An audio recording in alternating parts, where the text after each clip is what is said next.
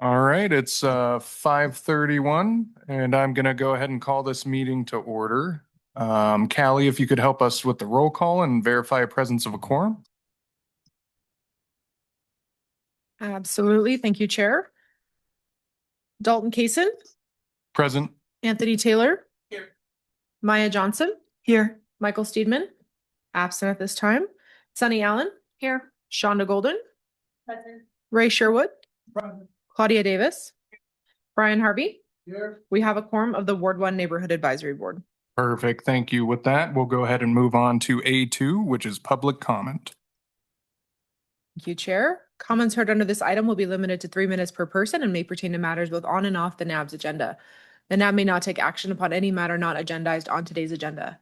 When you're called on for public comment, please state your name for the record and begin speaking. The timer will begin when you say your name, and you will be afforded 3 minutes. If you're attending the Zoom meeting and would like to make public comment, please raise your hand at this time. We will start with public comment in person. First up is Corey Johnson, followed by Alex Badgett. Come on up, state your name for the record. You'll have 3 minutes. Hello, my name is Corey Johnson, and I'm one of the founding members of the Nevada Whitewater Association. This is in process of creating a nonprofit to really be an advocate for the Whitewater Park in downtown Reno, along with, you should know, our first mission and value within the organization is environmental stewardship.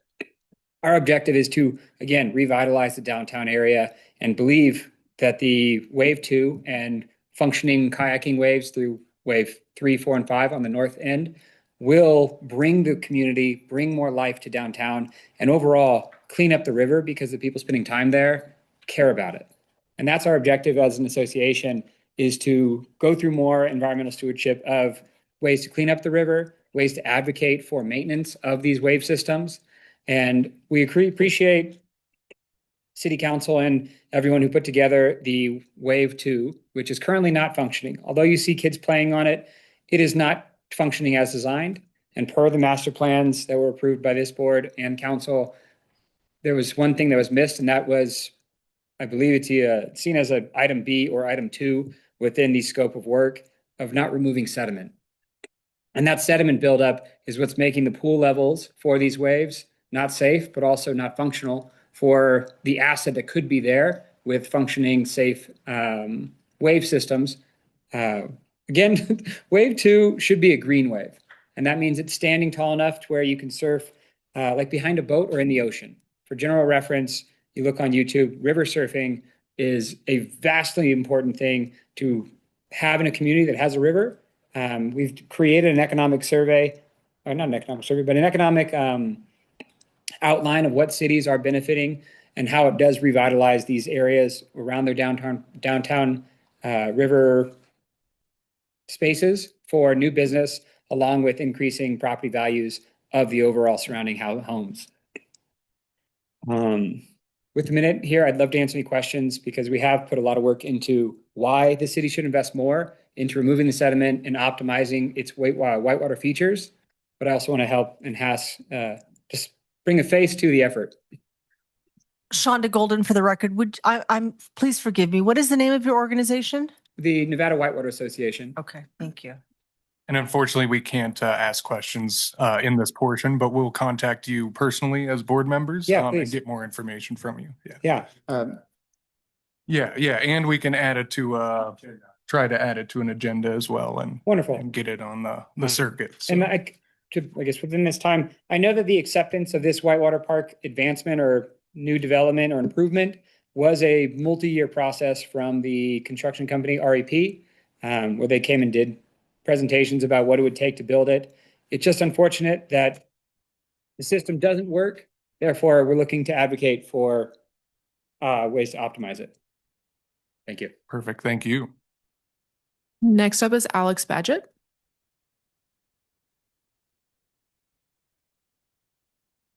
Hi there, my name is Alex Badgett. I'm with Corey Johnson and advocating for the surf wave.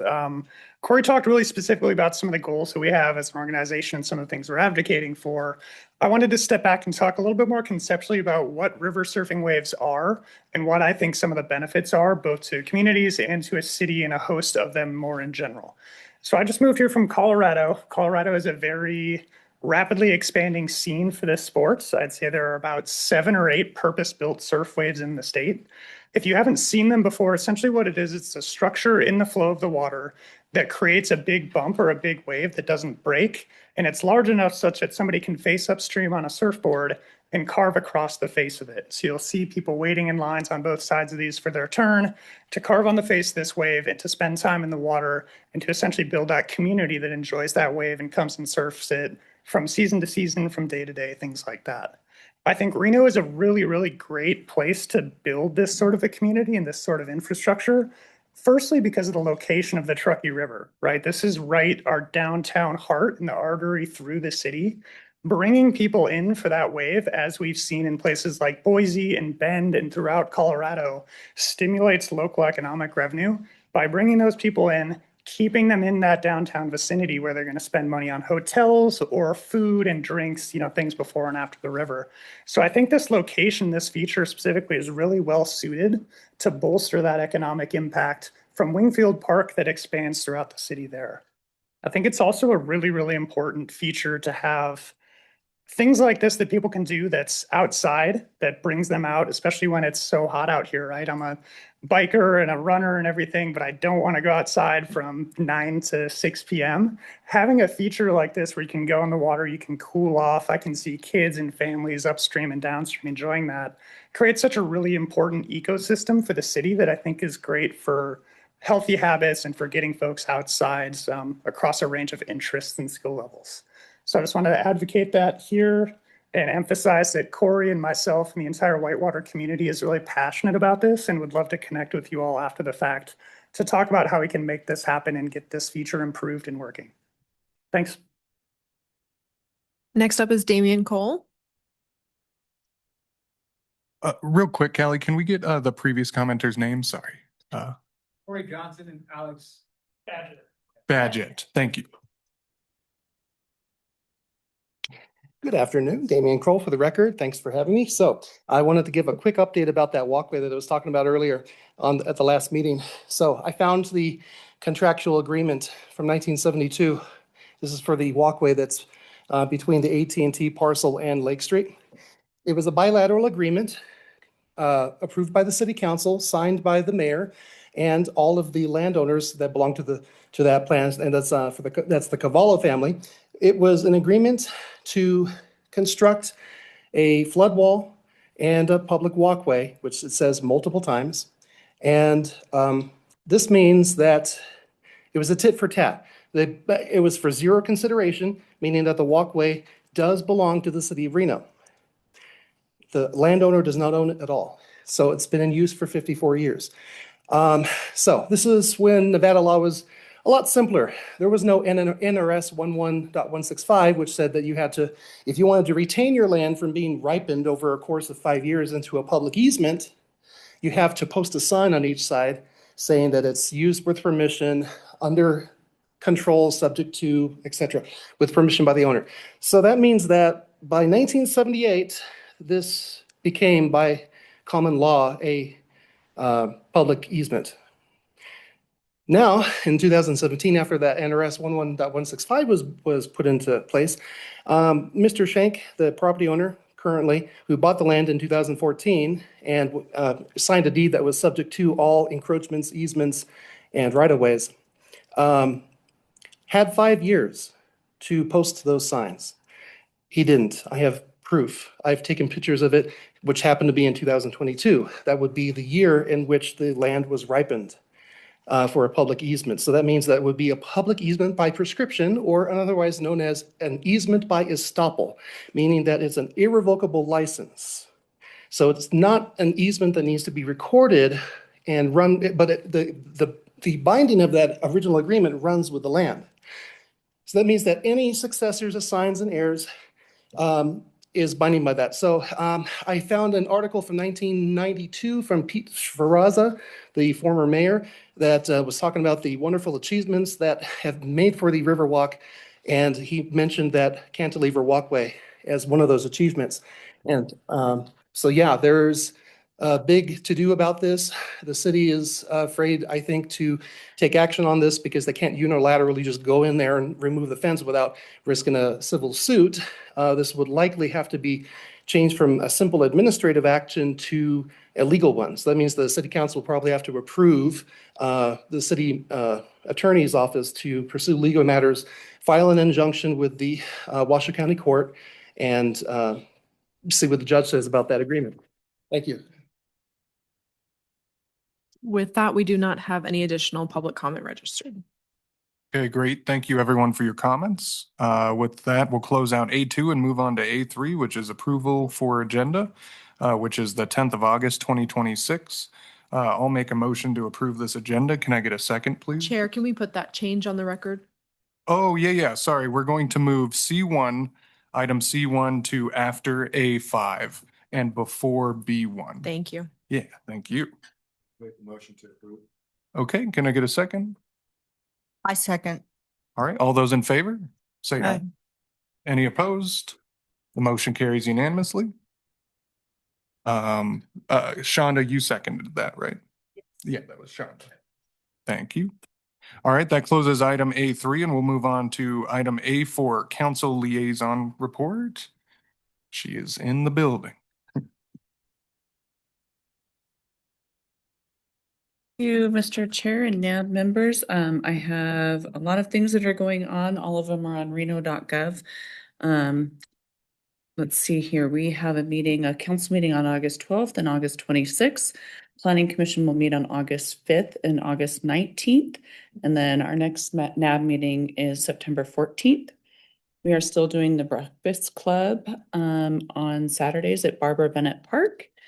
We have upcoming city downtown events.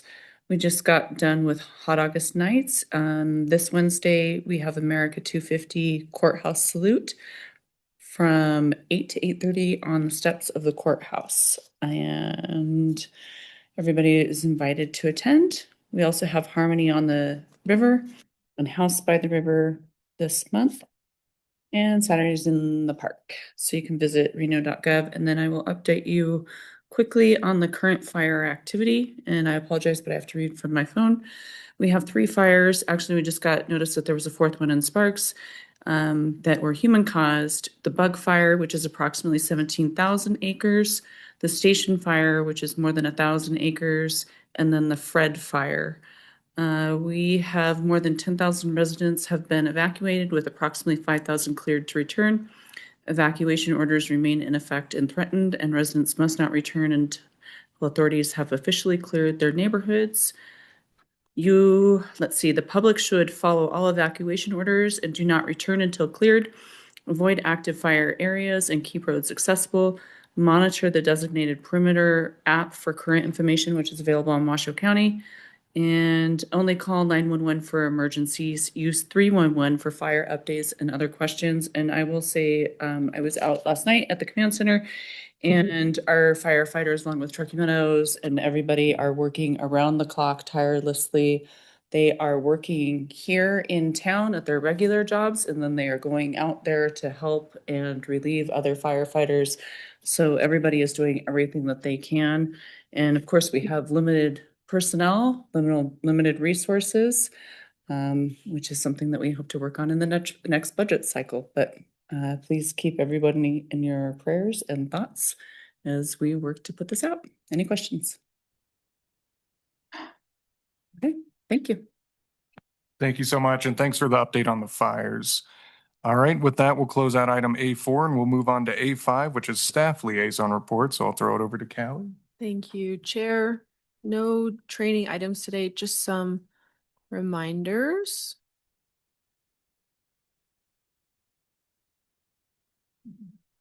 Hi, everyone. Staff Liaison Callie Shy for the record. Just going to go through some reminders tonight. The first are some of the resources available to you all, members of the public. We have Reno Direct, the city's non-emergency service center. You can reach them by phone or by online service request. We also have newsletters. We have a Ward 1 newsletters for both development projects and planning commission agendas, as well as city council agendas, and the Reno report, where you can get a snapshot of the latest Reno news from city manager Jackie Bryant. I believe one of those might have just gone out today. Thank you everyone for confirming your attendance tonight. In the next couple of weeks, you'll get a quarterly quorum email from me for the last quarter of the year. So keep an eye out for that, especially as we get closer to some holidays.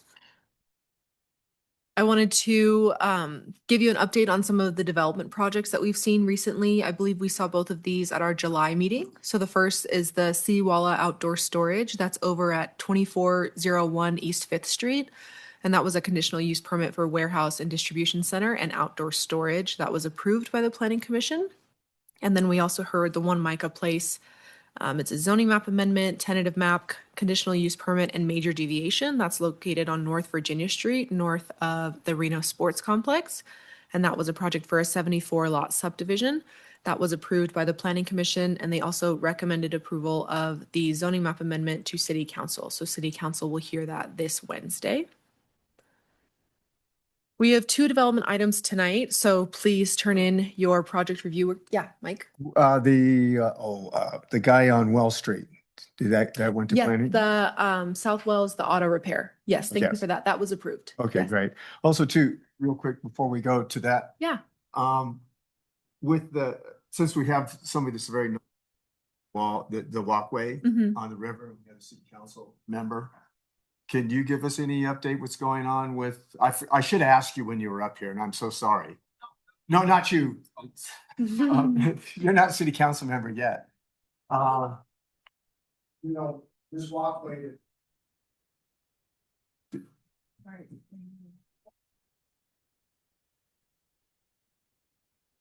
I'm not sure I'm allowed to respond to public comment right now. I understand your concern, but maybe we can talk about it offline. And I think this has been addressed by I know, I should have our addressed it when engineering. you were here. Yeah, I When you think, were up. yeah, I'm not going to respond to public comment Okay. right now, We'll but hit it next month. Yeah. Okay, well, it's kind of like we've got everybody here and we keep hearing about it, but we don't see anything yeah, done. we have a really And the thing great, is what I'm kind of finding that we have people come here talk, but we don't get anything back from the city. so And so, sorry. you're fine. So we kind of need info, what's going on. I just don't, I see us here not getting a lot of gravity to what's going on. How do we address that? How do we really address what he brings up, which is real important to us down here on that walkway?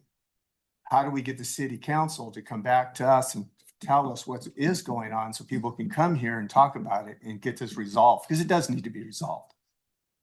Sure, I would, if you, Mr. Chair, if I might address the question, I would ask for it to be put on an agenda. Okay, Thank you. sounds fantastic. Thank you. Thanks for the extra comment on that. All righty, then, do you have anything else, Callie? Yeah, I'll add to that, Mike. If you guys are hearing things at public comment that you would like us to follow up on, just let us know. Because if we're not seeing that you want extra information, we don't know to bring it to you. So just let us know if you want staff to look into something, and I can always bring it back during this item as well if we get more information. Absolutely. So for this 2 development items tonight, we have one that's tentatively scheduled for the September 2nd Planning Commission meeting and one that is not yet scheduled. So get those in by this Friday so we can get your feedback to the Planning Commission. Writing those feedback worksheets is really the best way to get your feedback into them before it goes to public hearing. And then we also have the public comment requirement for our board officers, so our chair, our vice chair, or our secretary. The goal is to just summarize the discussion that happens for each development item, and you can send that over to me and I'll get that to the planning department as well. And that's all I have. Just the upcoming dates: council this Wednesday, planning commission the Wednesday after that, and the September NAP date, which is September 14th. That's all I've got. Perfect. Thank you so much, Callie. On that, we'll close out item A5 and we're skipping to C1, which is the quarterly update from RPD.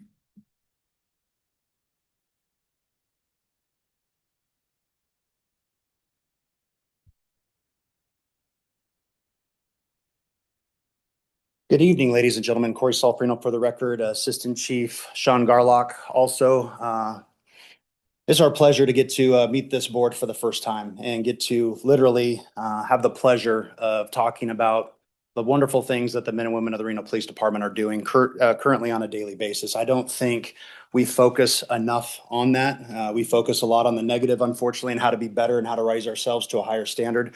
And I had an old mentor who used to tell me, despite all the bad that happened today, good police work still went on today. We don't talk about the good nearly enough. So this is our opportunity, honestly, to connect with each and every one of you, talk about what's important to us, what's important to our community. And we understand that different priorities arise in different wards based upon what's happening. And we're going to talk a little bit about that this evening and some of the calls for service that are happening. But I would be remiss if when we did this last week for Ward 6 and for Ward 3, we lived in a different landscape a week ago than we do today. Literally right before Hot August Nights kicked off, one of our busiest special events of the year, where we have additional staffing going out to protect and make sure that our citizens are free to enjoy that space and have a good time, in addition to all the calls for service that go on daily. Additionally, as we sat in this room just moments ago, we are also covering, even though the fire's not directly impacting us, it has hurt parts of cities of Reno. We are now handling our priority 1 calls for service for our sister agencies, the Washoe County Sheriff's Office and the Sparks Police Department, now that they deal with a fire over north of the marina in a mobile home park. So that is how that span of control works. That's how memorandums of understanding work. That's why when one agency is put in harm's way, we go to bat for that. So truly our people, while they might not have a direct result in the fire right now, they are doing that because we're covering literally the entire Washoe County and Greater Reno Sparks area right now. That's your patrol division that's doing that. So just wanted to bring that too. Also, I'd be remiss if I didn't. I started my public safety brief on Thursday, just bringing some of the realities to the world of what happens in public service. Last week, a Las Vegas Metropolitan Police officer was killed in the line of duty, responding to a call for service for a gentleman that was armed with a gun. And unfortunately, despite all of the heroic efforts on behalf of the nurses, the doctors, the other law enforcement officers, he succumbed to his injuries. His funeral will be in Las Vegas on Friday. Additionally, this morning, there was another officer-involved shooting where an officer was targeted, shots into his vehicle. Luckily, he did not succumb to his injuries, but that's the reality that we live in. So we might be a little bit numb to it up north. It doesn't happen on that frequent basis, but we're literally 1 call, 1 event, 1 incident away from that happening in our own backyard. So I think it was just an opportune time to recognize him for his sacrifice and just bring to the awareness what our kids are facing literally each and every day, each and every call. One of the things I want to talk about is some of the things that Sean and I have collectively wanted to solidify once we came into our leadership positions over there. Obviously, we want to rebuild the trust and communication, both internal and external, of what happened.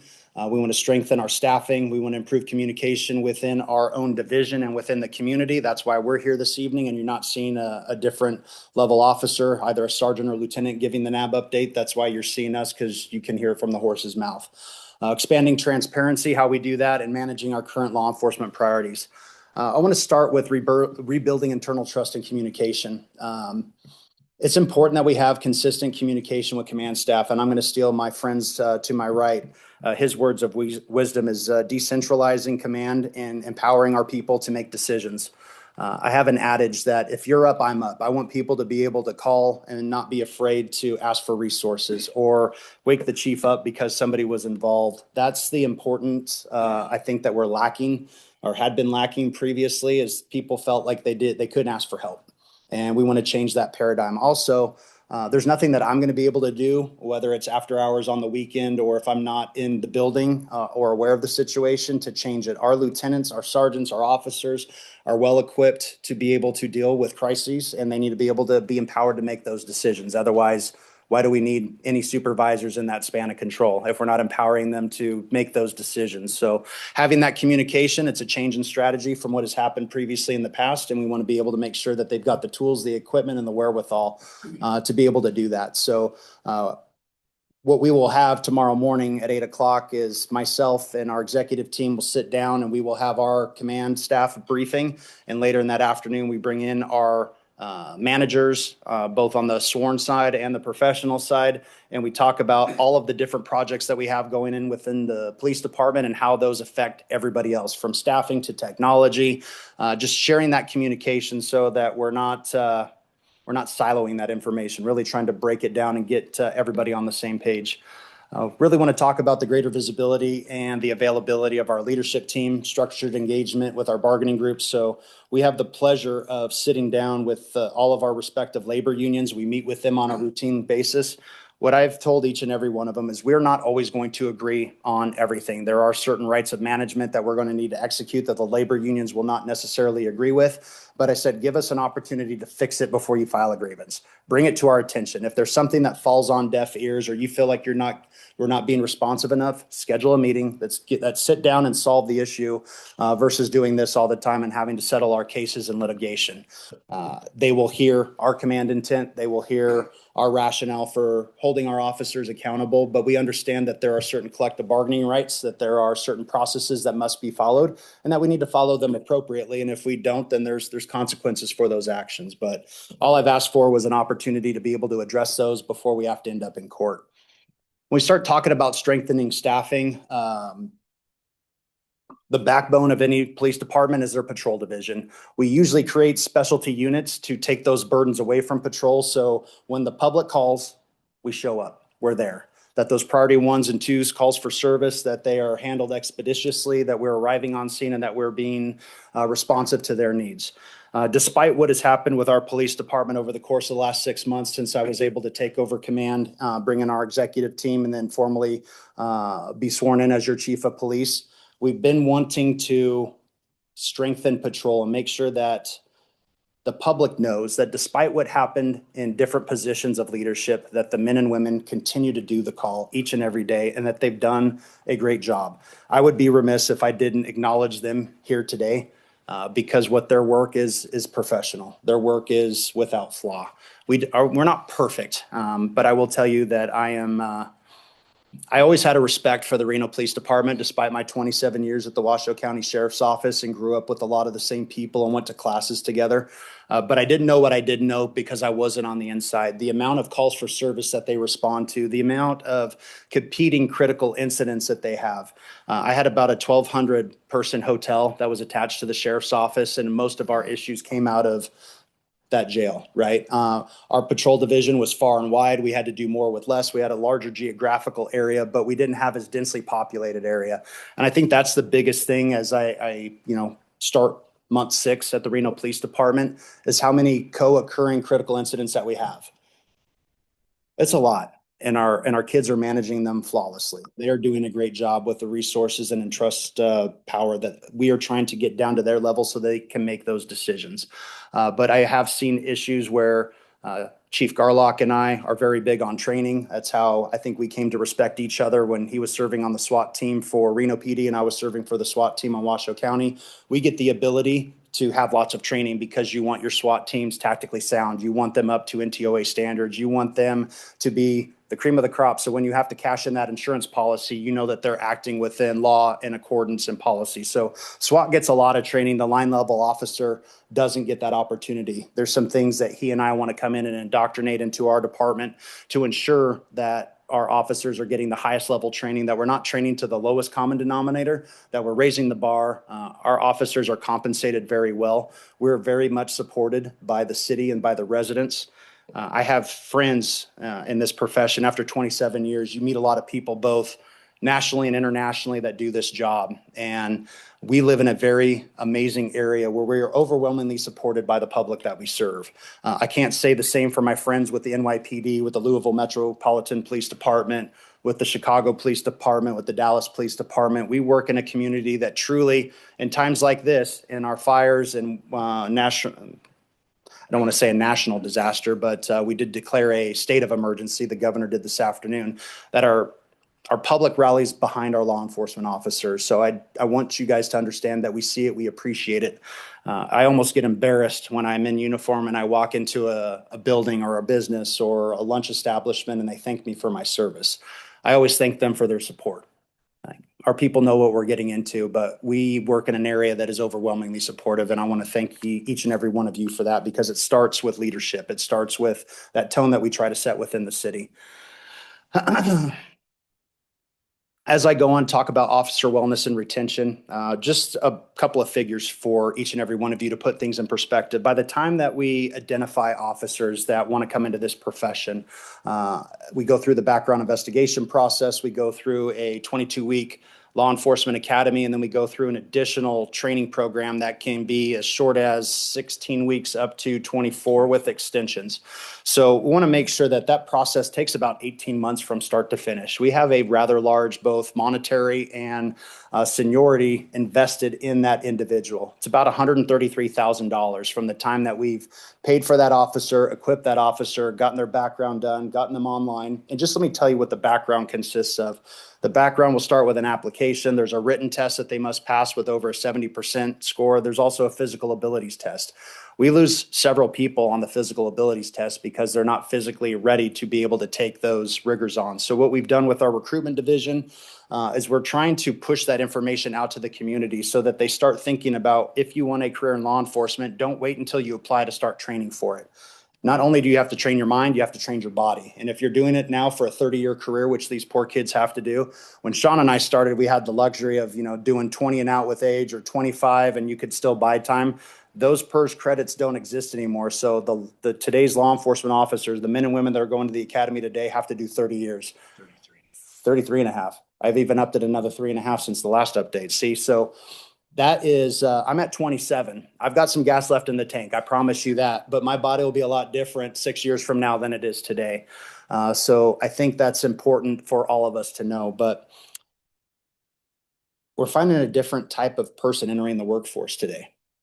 We have about 4 different generations in the workforce right now. What was the motivators for Sean and I to get in are not the motivators of today's youth that are doing this job. We're seeing not necessarily a retention issue, but there was a good standard that if you did the job for about 5 years, you were finishing it.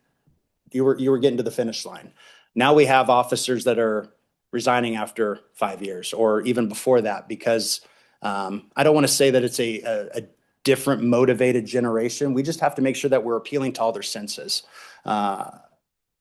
There was something to be said for seniority in the past. I didn't expect to have a weekend and or day shift until I had like 20 years on. There's some other kids that are just evaluating their current life status and saying, I don't want to work graveyard for a decade. Family time is important. So we have to figure out how we're going to recruit that next generation. And it starts today. It doesn't start tomorrow. We have to figure out how we recruit, how we retain, and how we keep those people employed, because we do have a huge training and financial investment in each and every one of them. Just this year, to be able to keep up with attrition, we're going to need 29 additional officers. 29. That doesn't above base. That doesn't put any more patrol units out on the street or staff detectives or anything else. That's just to keep up with our planned retirements and those people who don't make it through the academy, because I think that it's important that we have a standard and that we're not dropping the standard to accommodate those who aren't meeting the standard. Bad things happen when police departments do that across the nation. So we don't want to fudge on our backgrounds. We don't want to fudge on our physical fitness standards. We don't want to fudge on our ethical standards. That is the standard. That is what we continue to move forward with. And that's what we need to redefine ourselves and find that next generation of law enforcement officers. So today we had the opportunity to recruit a bunch of young men and women at the Bohatch Elementary School out in Sparks and welcome them to their first day of school and encourage them to keep those positive relationships up with law enforcement, because that's where we need to change the paradigms. It's in the elementary schools and it's in the middle schools. By the time they get to high school, sometimes their minds are already made up, but we want to establish those relationships. And anecdotally, if you'll just indulge me for a second, one of the things that absolutely drives law enforcement officers nuts, and I see it every time we do a special event. I saw it last week while we were working hot August nights, walking up and down South Virginia, North Virginia, all the different venues that they had throughout Reno Sparks, is when somebody sees us and they have a kid and they're holding their hand, whether it's a parent, an adult, or somebody else, and they say, see that cop right there? You better be good or they're going to arrest you. I try not to chastise them in front of their kids, but I said, absolutely not. I said, buddy or little girl, if you see us out there, please reach out to us because we will help you. It starts with something as innocent as that. But those are the types of messages that we want to change. Those are the type of relationships that we want to build. And it starts with our officer wellness and retention. Our officers are our greatest recruiting tool. You know why? because they go to other like-minded individuals, whether it's at their gym or at their place of business or wherever they go to recruit talent. So if they like where they're working, they're going to recruit their friends. And that's what we want to rinse and repeat and bring those people into our department. I always love carrying a stack of business cards, or now in the digital age with our digital business cards on our phone. When I receive excellent customer service, I'll introduce myself to somebody, whether it's a Costco checker or somebody that you're walking into, a hostess at a restaurant or a host, and say, have you ever thought about a career in law enforcement? I also get ready in a couple weeks to teach a introduction to criminal justice course at the University of Nevada, Reno. I only teach on Monday nights, so there's only 3 courses that I can teach: Intro to Corrections, Intro to Criminal Justice, and Policing America. This semester, I'm teaching an Intro to Corrections class, and it's nice to come in there, and this isn't a slap in the face to any of my friends in academia. One of my greatest mentors, Dr. Leone, he's getting ready to hang it up this year. And I think it's important that we speak to education through 2 different lenses: through the academia lens, which I'm very much interested in because we're trying to push evidence-based practices and intelligence-led policing. But I also think that there's room for the old salty vet in the room to talk about the realities of some of these policy implications and how they translate into commonplace, and why, hey, we've tried that, looks good on paper, here's the disaster. One of the things that Sean and I've really tried to do is be creative. And as people come in, does it make good business sense? Does it make good policy sense? Is it ethical? Is it legal? Let's try it. Let's take a look at it. We might crash and burn, but if we always say no, we're never going to evolve. And I think policing in today's day and age is a heck of a lot different than it was just 27 years ago when I first started. Clean and safe park rangers are coming under. So in response to what we've done with our unsheltered population, I had the opportunity when I was wearing that green suit few months ago to go to Miami and look at the sequential intercept model and how they're dealing in Miami with the unsheltered population. I think everyone in this room would agree that we can't arrest our way out of that problem, that we've been very service heavy for the last 6 years of that, our involvement. We've consolidated. No, I won't say consolidated. We've collaborated with our partners. We've changed the name of our team from CORE to HOPE, and working in conjunction with the Washoe County Sheriff's Office HOPE team and working with Sparks Police Department. We understand we can't just displace this problem from one jurisdiction to the next. That overwhelmingly our teams are successful in pushing people towards services, about 90% success rate across the board. What we're dealing with now is that 5 to 10% that is service resistant. And that's where we have to make the tough policy decisions about what are we going to do with them. I had about a 37-minute conversation yesterday while we were giving awards downtown for a woman who didn't commit a crime. She's obviously got some severe chemical dependencies and she's got some mental health issues. And she was yelling and screaming and attempting to throw things at people over at Whitney Peak. And we just had a conversation. It's not criminal to be homeless. It's not criminal to be mentally ill. And if you're not committing any crimes, there's not really anything we can do in that space. We can push people towards services. We can make suggestions. I think the sheriff has made some great headway towards the jail-based mental health unit and what we're doing with some of the antagonistic drugs in the OTP programs, the opioid treatment programs.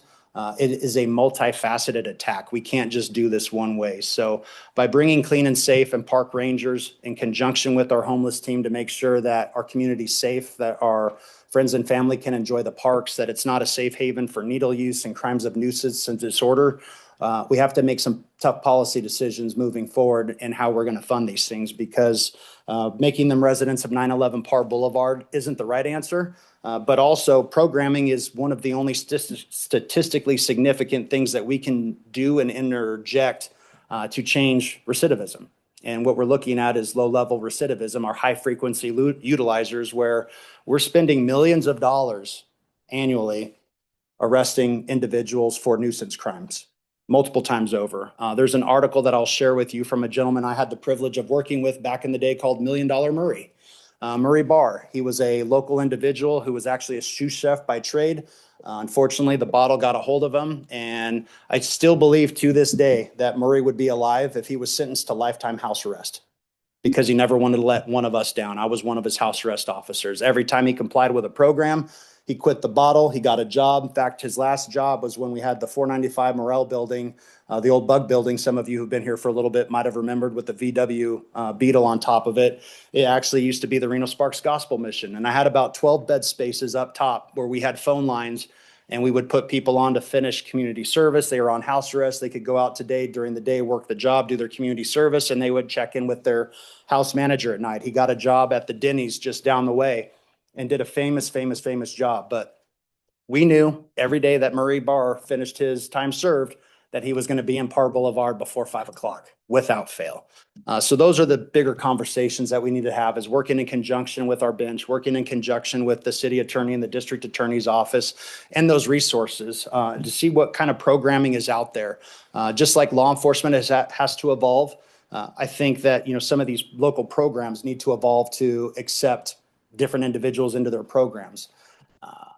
I don't want to call any of them out, but I can say that, Catholic Charities has been very adaptive in this space. They're not faith-based, that they've opened their doors to more individuals now, because there's a lot of programs that have bed space that don't have any people because nobody meets the program criteria. So while you're receiving federal funding and you're receiving all of these things, you have bed space available, maybe it's a time, because we've got a community that needs help.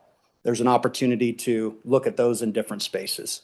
Enough of my soapbox for there. I apologize. We currently have an academy underway. We started with 11, and again, talking about those same standards that we don't want to diminish. After the first week, we had an individual that wasn't able to complete their physical fitness test. I got a problem with that. You're hired, I'm paying you, go to the academy, and you already passed that test and you let yourself relapse. So again, standards are important. We want to make sure that we're holding to a high ethical, moral, and legal standards. So we have 10 people that are scheduled to graduate in December. And then, like I said, we're trying to push for 25 to 30 for the January Academy, just to keep up with attrition, understanding that those 30, if they're in the January Academy, won't be online until next year. That's what we have to wait for, unfortunately. So when we look at a roster that's full of people, that FTO and that trainee are working as one unit. I can only treat them as one unit. So we're going to continue to look at different ways that we can bring in both the lateral officers that meet the criteria that may have gone to an academy elsewhere or transferring from another jurisdiction. One of the good things about me being your police chief is I love stealing talent. So I will recruit to people outside this sphere and try to assemble a team great for us.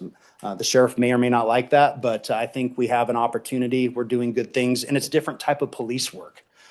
Truly working in a county sheriff in rural Nevada, while it does have some densely populated areas, city police department is much more attractive to officers who like being busy, and our officers like being busy. Improving communication with our community. We currently have enacted a Chiefs Advisory Panel and an Impact Panel. The purpose for those is to have difficult conversations. And I know I'm highlighting some of politically sensitive topics this evening, but it's our opportunity to get in front of people through different lenses and look at those things.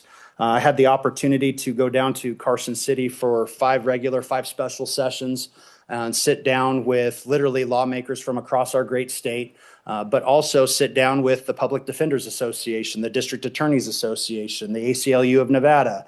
I still remember Speaker Yeager had an opportunity when he was still just an assemblyman who was chairing the Judiciary Committee to sit down, and said it was an easy vote for him when the District Attorneys Association, law enforcement, the PDs, and the ACLU sat down in support of a measure. He said, "You guys have looked at it all throughout, all different lenses. That is a solid policy." Now, I'll say it didn't happen frequently, but when it did, it was a celebrated moment, because we really looked at that through all different angles and made sure that we were making good policy and maybe making some compromises. I think that we get better when we get back to the middle. We're dysfunctional when we get to the extremes. So we need to find some resolutions back to the middle, and I think sometimes we lose sight of that. Chiefs Advisory Panel, just let me elaborate on that a little bit further. What that is an opportunity for Sean and I to highlight the amazing work that we're doing within the police department, but also talk about where our budgetary shortfalls are and where we want to steer some of those things that aren't supported by the general fund and where we want to take our agency. We've got some amazing philanthropy in Reno Sparks and things that we want to grow our unit.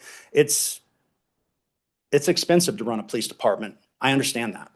And I take the $119 million that is our budget, and I take that very seriously, because I know that when people come to this very desk and talk during public comment about some certain things, or why is law enforcement getting this, or that money could be better served elsewhere, I do understand that. And I do understand that I'm responsible for that. So at the sheriff's office, as the undersheriff, I had to make sure that we didn't overspend. We're statutorily mandated to come in under budget.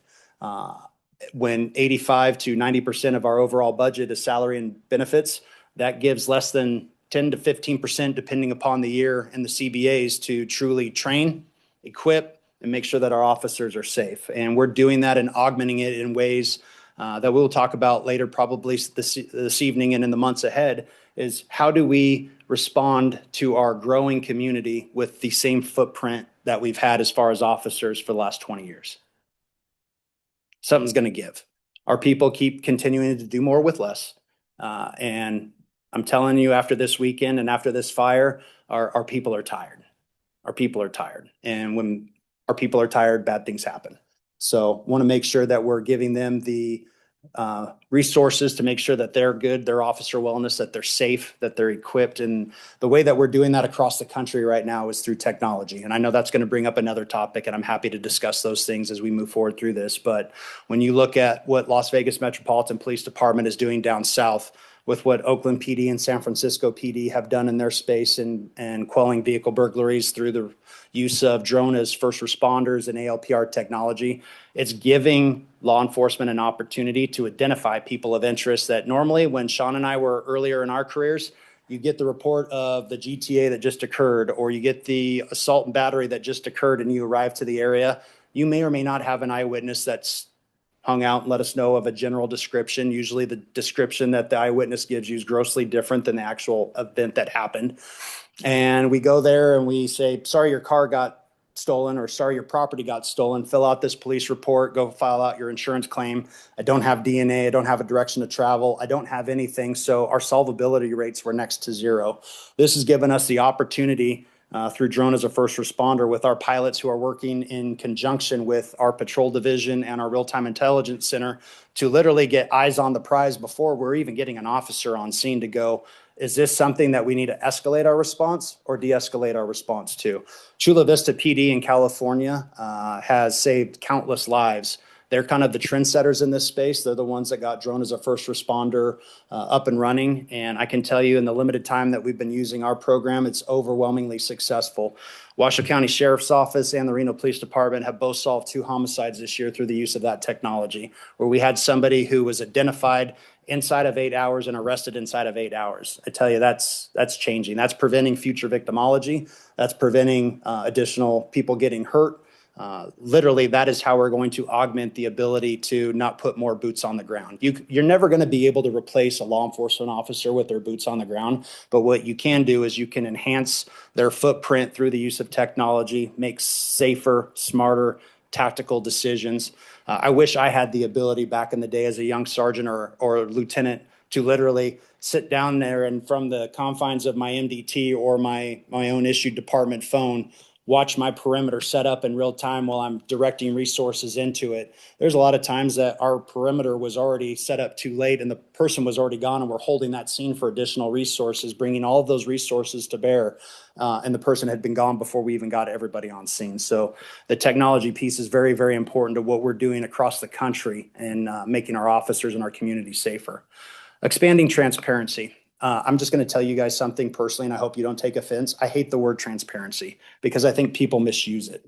Actions speak louder than words. You can say you're transparent all day long, but I know that there's some people that are upset with some of what they would coin as lack of transparency. There's certain protections, and Nevada is unique in the sense that 289 is our peace officers' Bill of Rights specific to discipline and investigations.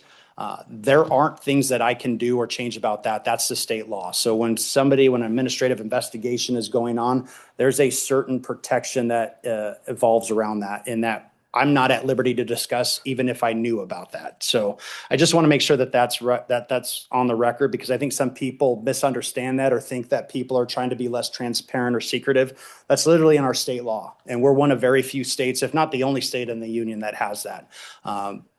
Those are things that we could take up potentially next legislative session, but those are things that would have to change at the state level. Then I'd be able to speak to. But what we can do, what Chief Garlock and I want to do, is put a lot of forward-facing data out there. So rather than having to submit a FOIA request and have to wait 3 months or tell you that it's going to take you 22 weeks to get this back, is we're working robustly with the city attorney's office, with all of our subject matter experts, with our labor unions, and with our executive staff to modernize all of our policies and to put those forward-facing on our dashboard. One of the things Sean and I had an opportunity to look at and discuss was look at a particular vendor that was costing a lot of money to do training that was specific to California and policy that was specific to California. We're very different from California, and I didn't like a lot of those updates. And unfortunately, or fortunately, through my experience at the sheriff's office, this was one of those things I talked about earlier where we tried, failed, and had to course correct. So rather than failing all that way down, we were able to suspend that contract, get our money back, and incorporate something that the city had already purchased for our training called Power DMS. City policies are there. The PD's policies will soon be there, and then those will all be forward-facing and published on our website for all the world to see.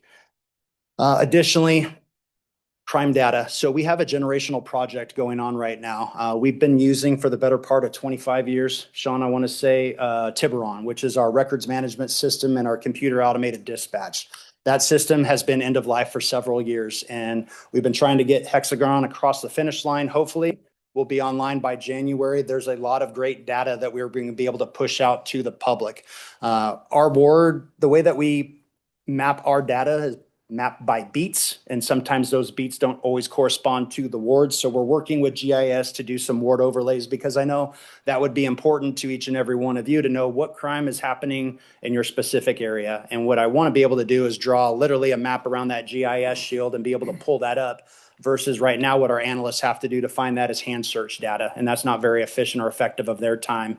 But I understand that data is important. Additionally, two of the amazing ladies in the room, Kayla and Christy, are helping us navigate our annual report so we can track data year over year and month over month. And we're comparing apples to apples, oranges to oranges. In 2000, the FBI changed Uniform Crime Report data reporting to NIBRS, National Incident-Based Reporting System. Two very different ways to record and track data. And I'll just give you guys an example. The way that UCR used to be reported is if you had a homicide that also started with a GTA or a arson or an abduction or kidnapping, only the murder was reported, because that was the hierarchy of the offense. None of the other crimes were reported. Through the National Incident-Based Reporting System, all of those crimes were reported. So now we have about 6 years on this system. Additionally, it's kind of misleading as well, too, because if we have vehicle burglary rings that typically pop up when kids are out of school, and we have one night 17 different victims, that's not 17 different vehicle burglaries. That's one, because that's one incident. So there's some anomalies in that data that we need to be able to discuss and explain to the NABs, to the CABs, to everybody in our community, so they understand that. But the one thing that's nice is we have about 6 years of empirical data now, despite the one asterisk for the year of COVID, where we had a bunch of weird stuff happening that year. Most people weren't leaving their homes. Domestic violence skyrocketed. Vehicle burglaries and residential burglaries went down because nobody was leaving their homes. Those are things that we can explain, but I want to be able to give the public, you, council, that information so that they can make informed decisions on truly what's happening in our communities. Because you'll hear some people come out, crime's down, it's at historic levels, historically low levels.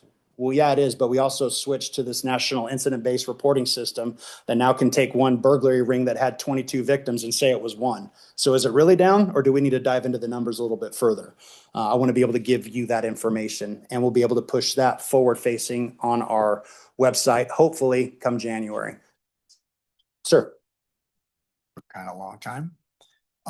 In their 2005-06, they did, police did have data that they would bring to us all the time of our NAB specifically. Okay.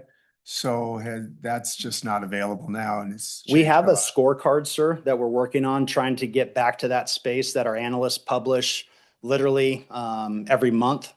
Want to make sure that that's responsive. So I'm looking for some feedback this evening too, from what you want to see, what you want to hear about. But I'd also like to publish that data and leave it on at least for our yearly report and then a monthly scorecard so you guys can see what's happening in our community. If we can break it down by NAB/beats, I know that there's some issues. You're going to see your top 5 calls for service and specifically in Ward 1 in just a couple slides, but give you the data that you need to see what's happening in your community. And real quick, sorry to interrupt. Let's just keep all the questions till the end. Just write down what you want to ask. If it's during the presentation, then you'll remember at the end. So thank you. Additionally, with the transparency piece, working with our internal affairs division, because I think it's important that we speak to our use of forces. I think it's important that we speak to our citizen complaints. I worked heavily with our entire law enforcement coalition, talking about our state legislative impact and what we report to the state level every year regarding our interactions with the public, our use of forces, our complaints. And you guys may not have heard our early warning detection systems. We have software that allows our IA division to flag officers if they've been involved in repeated pursuits, repeated use of service or use of force incidents, and have several citizen complaints. Now, I can tell you I was one of those officers back in the day where I was flagged for use of forces.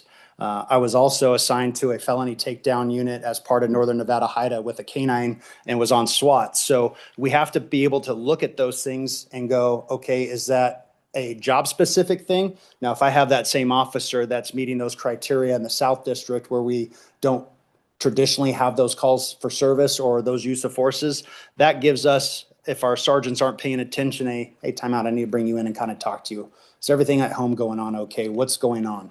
I did have the opportunity when I did some research with the University of Louisville to write a thesis on general strain theory and maladaptive coping strategies and how that affects police legitimacy. That's a lot of words to tell you. When we don't take care of our cops and bad things happen, they're going to make poor decisions that result in use of forces that probably shouldn't have happened in the first place, or poor judgment calls, or get behind the wheel after having a cocktail, or maybe trying to get back to work because they had an on-duty injury and misuse opioids. That is what we want to prevent. So we want to identify that at an early level so our sergeants, our lieutenants, our wellness team can intervene and prevent that from ever happening in our space. Review, revision, and posting of all of our policies. I talked to you guys about that briefly. We hope to have that done. That is going to be a project. I wish I could have it done yesterday. We've been working on it for the last 2 months.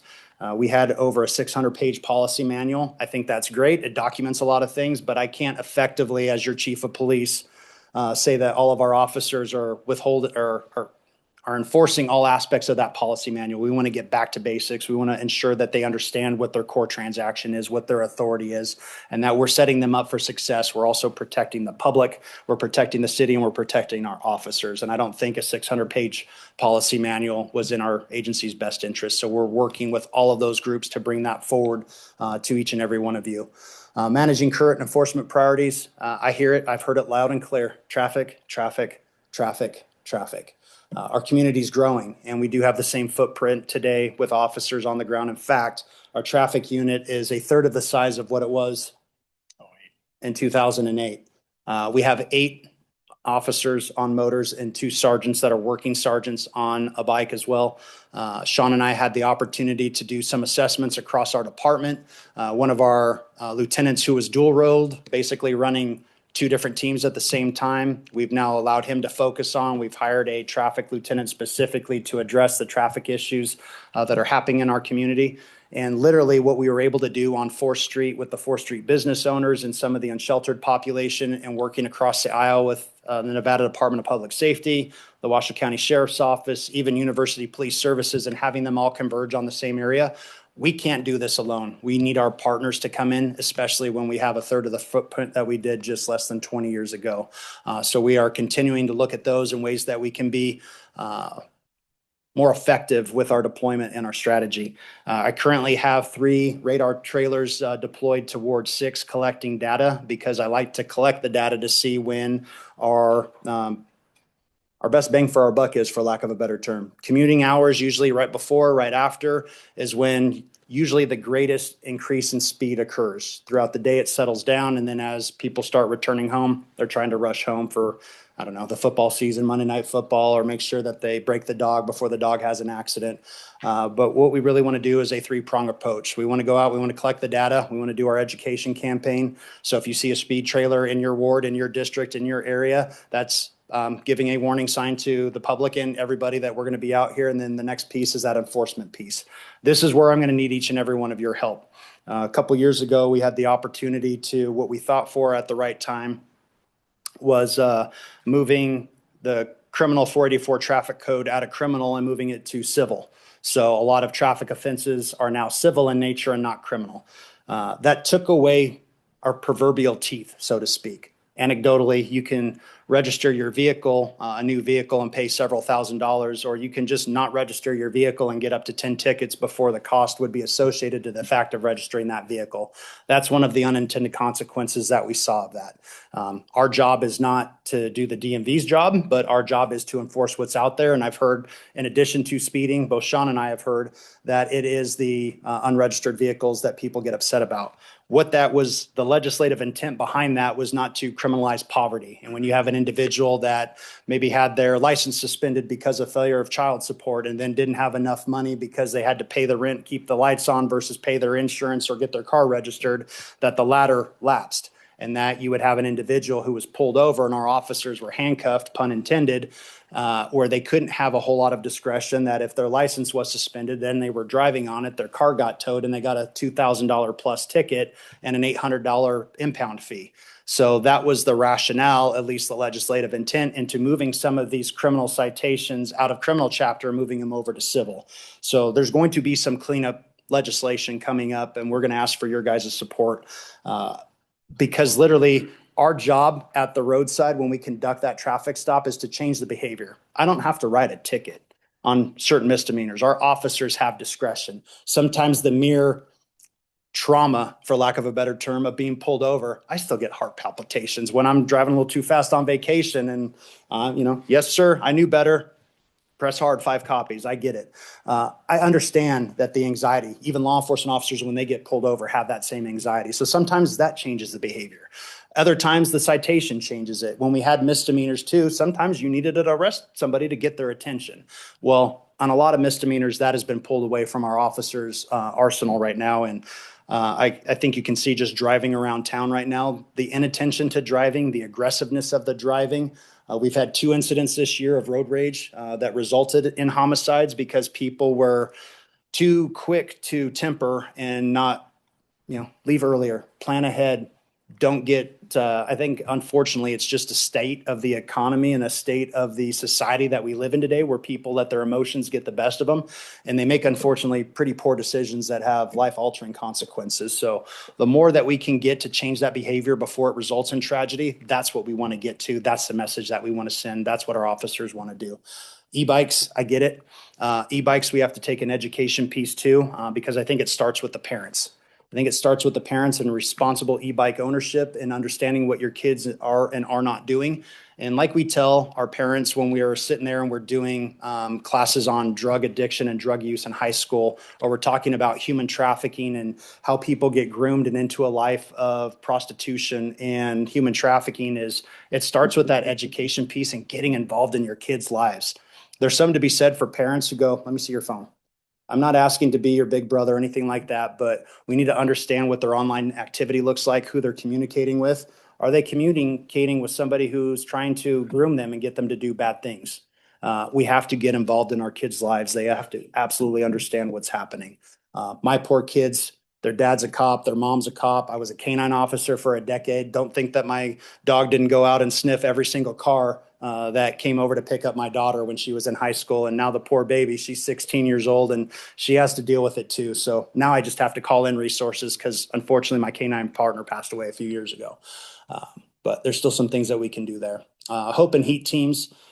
Tomorrow we have a meeting with Sheriff Balaam and with Chief Crawford to discuss how we're better regionalizing our teams and using our best law enforcement services across jurisdictions. You guys might have remembered from one of my initial press conferences that criminals understand no jurisdictional boundaries. They don't care if they're in Carson City, if they're in Douglas County, if they're in Reno Sparks or Washoe County. So the more regionally that we can work together, share that intelligence, do investigations together, that's what we'll continue to do. And that's what we've done right now. We hope to build upon that solid footprint that we've already established.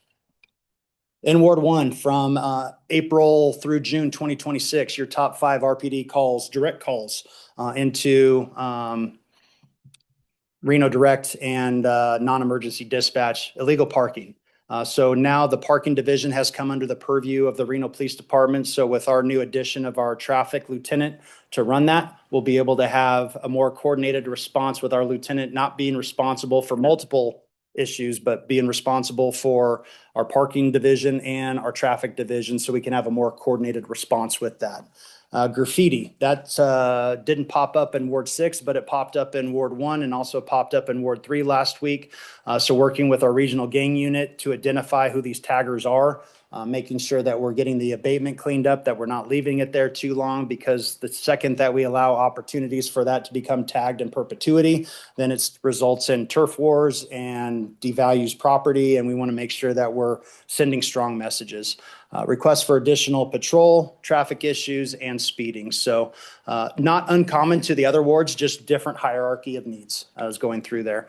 Our top 5 dispatch calls for service. As always, we're co-dispatched with RIMSA and fire on EMS advisories. So lots of issues where our officers are having to respond to medical calls for service.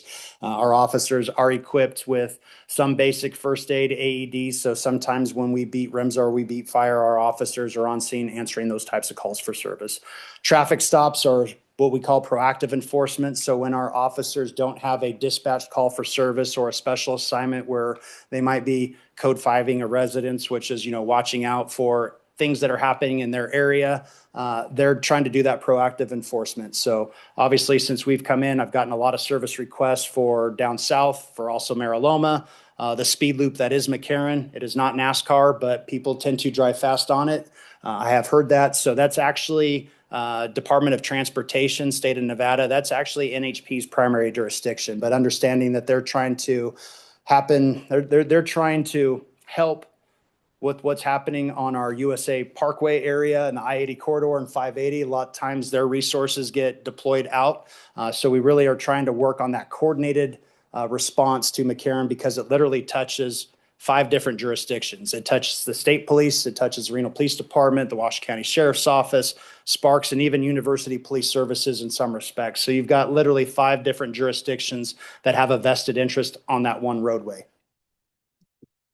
Subject stops, again, proactive enforcement. Our officers, when they work graveyard swing shift and they see individuals in the area, make sure that they're enforcing curfew laws, make sure that they're enforcing what we call JDLR, just doesn't look right. Having a conversation with individuals and making sure that we're not allowing future victimization to people who are going out through our community, and checking to make sure that your car door is locked, and then trying to, make sure that all of your inventory in your vehicle is properly inventoried, and then taking it with them into the pawn shop or somewhere else. So our officers do a great job at making sure that they're stopping things moving, understanding their beats, what looks right, what doesn't look right.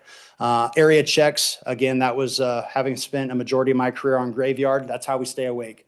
When the call for service drop off after 2-3 o'clock in the morning and you actually get some opportunity to drive around, you don't want to get radio checked by dispatch basically saying, hey, you haven't done anything in an hour, so I'm going to call, make sure you're still there. Those are those proactive patrols where they're checking different people, service requests or house watches or parks or areas where we've had a lot of nefarious activity. We want our people out in that space. Top 5 reports: use or possession of a drug paraphernalia, destruction of property, sitting, lying, camping, robbery, grand larceny of a motor vehicle. This looks a lot different in Ward 1 than it looks in other different districts because of our downtown corridor. So I can say that other areas, DUI, domestic batteries usually are prevalent ones. So we understand the space that we work in. We understand our calls for service. We also understand the economic impacts of what happens if we turn a blind eye to nuisance, crime, and disorder. It starts at a low level, but kept unchecked, your broken window series come to fruition and bad things happen after that. So we need to be aware and cognizant and support our officers in their efforts in that space. One of the things, and you guys kind of got to the questions before, so thank you for holding them up, or what are your community concerns specific to Ward 1? So as we come back, we give you valuable information to make action items for council. Additionally, what types of community engagement or transparency from RPD would be most helpful? Sean and I have our ideas, and we've kind of shared some of those with you here today. But if we're totally not looking at it through the right lens or things that you guys need, let us know. Sometimes you got to remove yourself from the, I'm like, oh, that's common sense, or people would know that. We live it all day, we speak it all day, but if we're not communicating that, then we failed you. So let us know what that is. And have you noticed any trends in your neighborhood that you would think RPD or the city should be aware of? Additionally, we think that these are a lot different in the downtown district than they are collectively throughout the rest of the city. So please let us know if we've missed the mark somewhere.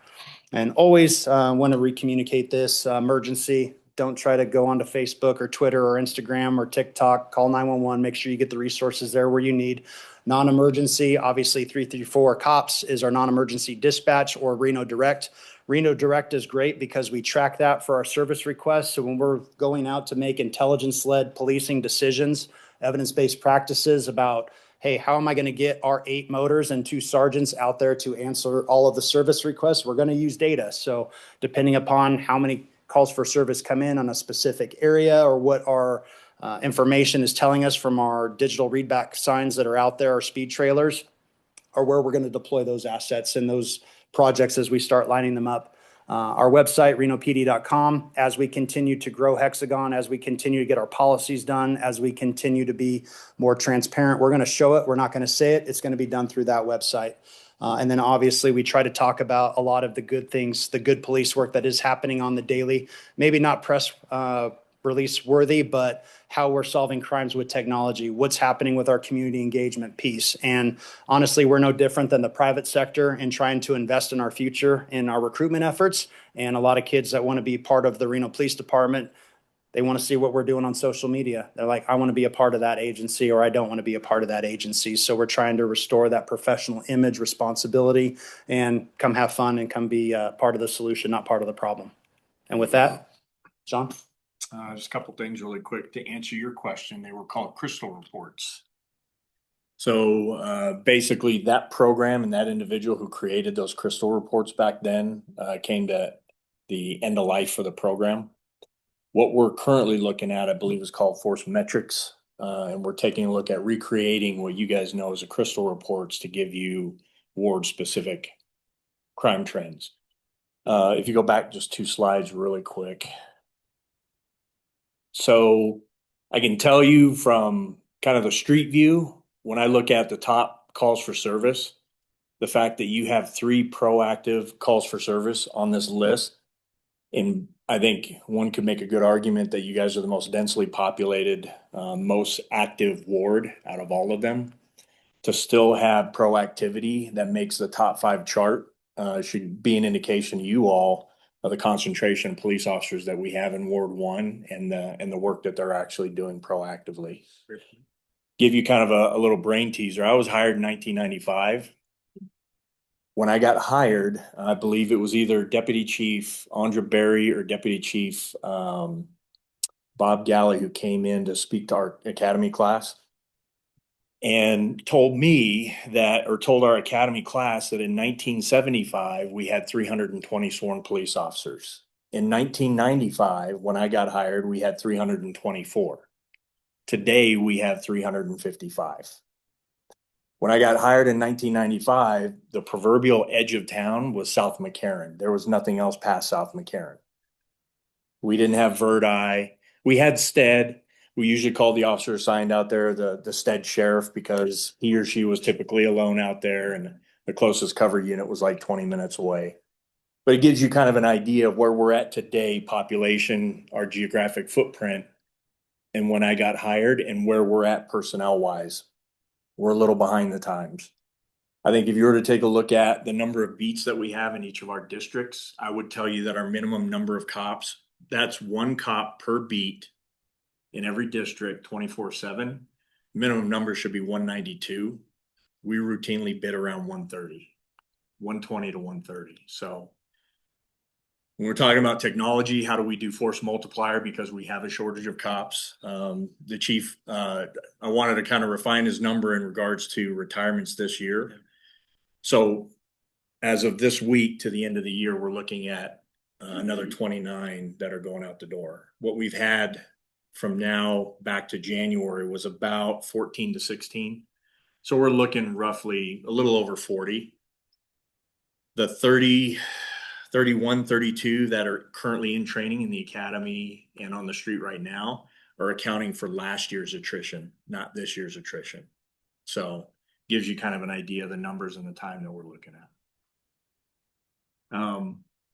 Again, I'll reiterate if you guys, because I remember giving the, award presentations or the NAB presentations. If you're looking at specific crime trends, burglaries, anything in regard to your ward, please bring it forward. We'll dig that data up and we'll get that information to you. Okay, great. Since it's the question portion, Callie, can you remind us how long can the meeting go? Can go till 8:30 maximum, 8:30. right? Yes. Okay, great. Okay, then, It's now a bad time to tell you guys no, I'm just joking. I'm assuming that people have questions on, right? Okay.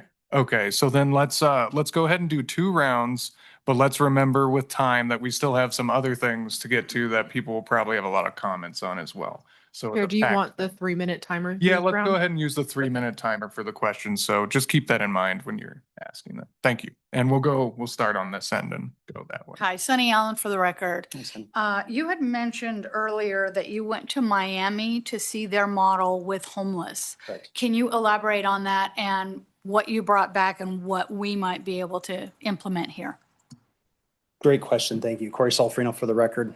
We had the opportunity to go back. Now, Miami is unique in the sense that they actually have an inmate trust fund that funds a lot of what they're doing. What they're doing is they're bringing services in a old, discredited jail. But what's beautiful about it is we don't have long-term stabilization here. We don't even have intermediate stabilization here. We have, through partnerships with Renown, the ability for the crisis center that was just set up. We have about 48 to 72 hours max. When we are dealing with somebody who's in crisis, it's called a legal 2000. They're, a danger to the public, they're a danger to themselves. So how do we intervene in that to make sure that we're not just leaving, that no crime's been committed, but if left unattended, bad things are going to happen. To get people through long-term stabilization takes resources, takes programming, takes something that I had, fortunately or unfortunately, the ability to see that our officers don't get to see on the daily.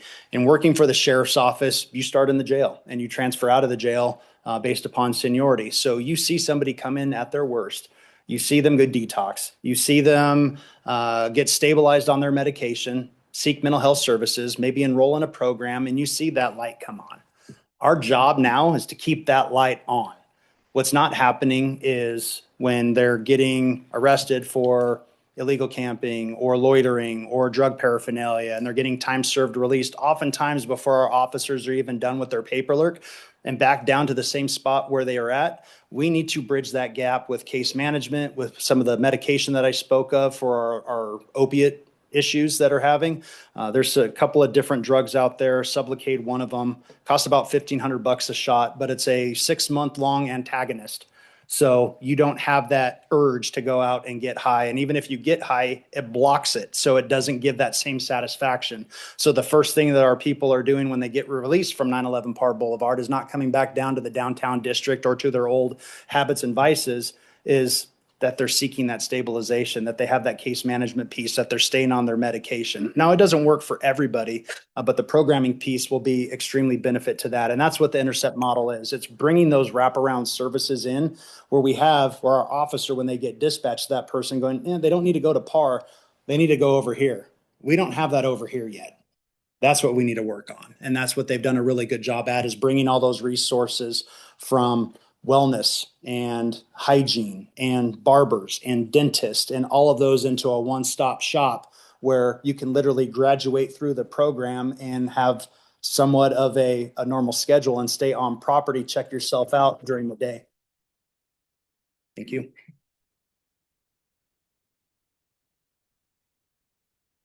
I mean, Officer Marston back and he Sean had- Marston and Mike, Crossroads. Yeah, that was wonderful. Can you move the mic a little closer to Oh, your mouth? Thank sorry.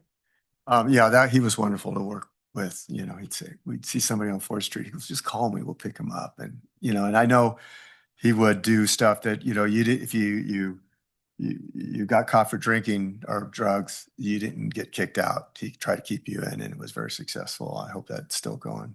And that was some, I hope you understand too. I wasn't trying to knock any of the programs that are currently out there, but that's some of the rigidity to the program. We know they're going to fail. Yes. It's how do we find that graduated sanctions where they're not automatically kicked out and on the street again, and we can help them get across the finish line. So that's where, you know, I can't tell a nonprofit or a program how to run their program, but truly, if you want the bed space, we can fill you tomorrow. It's, are you willing to adapt to some of those issues within your programming and get people the help and resources that they need? And I got 3 minutes? Yeah. Oh, okay, good. Hot dog is nice. A lot of people out there. You guys were out there. It was great. Felt very safe. Thank you. Thank you. So with our NAB 1, I've had businesses on 4th Street and stuff, and you know, we haven't seen the police officers there as much as we used to. But I remember with 2008, you know, we just lost a lot of police officers. What do you see changes that you see that could help with 4th Street with the On 4th Street? Yeah, with 4th Street with the businesses. I actually was hoping you saw something differently because we have regular meetings bi-monthly with our 4th Street business owners. They've been very involved with Okay. not only law enforcement, and we've had a kind of a multi-agency response. So you've probably seen a lot more state police downtown than you have before because 4th Street is the old US 40. So working in conjunction with Colonel Edgell and the Nevada Highway Patrol, they're routinely patrolling US 40. You're going to see the sheriff's office down there. You've seen our people down there, both on bikes, walking a beat, and in vehicles. And even to some extent, University Police Services, probably to a lesser extent now since school starts in a couple months, but they've been down there. We've been working with them on literally Fusus integration and tying in their private cameras into our real-time intelligence center, sharing that data with us so that we can help protect the business and share that data with the community. They've been overwhelmingly supportive. In fact, we just had a meeting at the CARES campus. We kind of rotated all throughout 4th Street from month to month.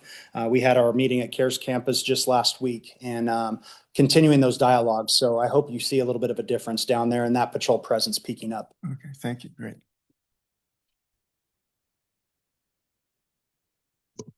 Maya Johnson for the record. Thanks for visiting us tonight. Thank you. I have a couple of different, not entirely related things. I'll see if I can get them out there in time. This might sound like a little bit of a pipe dream, but I just wanted to air the idea for the record. I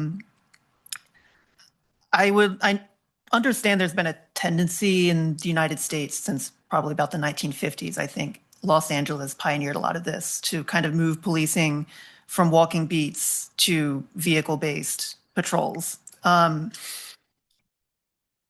we're trying to have a denser, more urban downtown, I would be really happy to just have it be normal to just be walking down the sidewalk and see a police officer. Or even, I don't think this is something that's really done in the United States anymore, but in some other countries, you have police kiosks where in the neighborhood, there's just a little building where there's a counter where there's a police officer. And if you want to talk to the police, you can go there to the police box.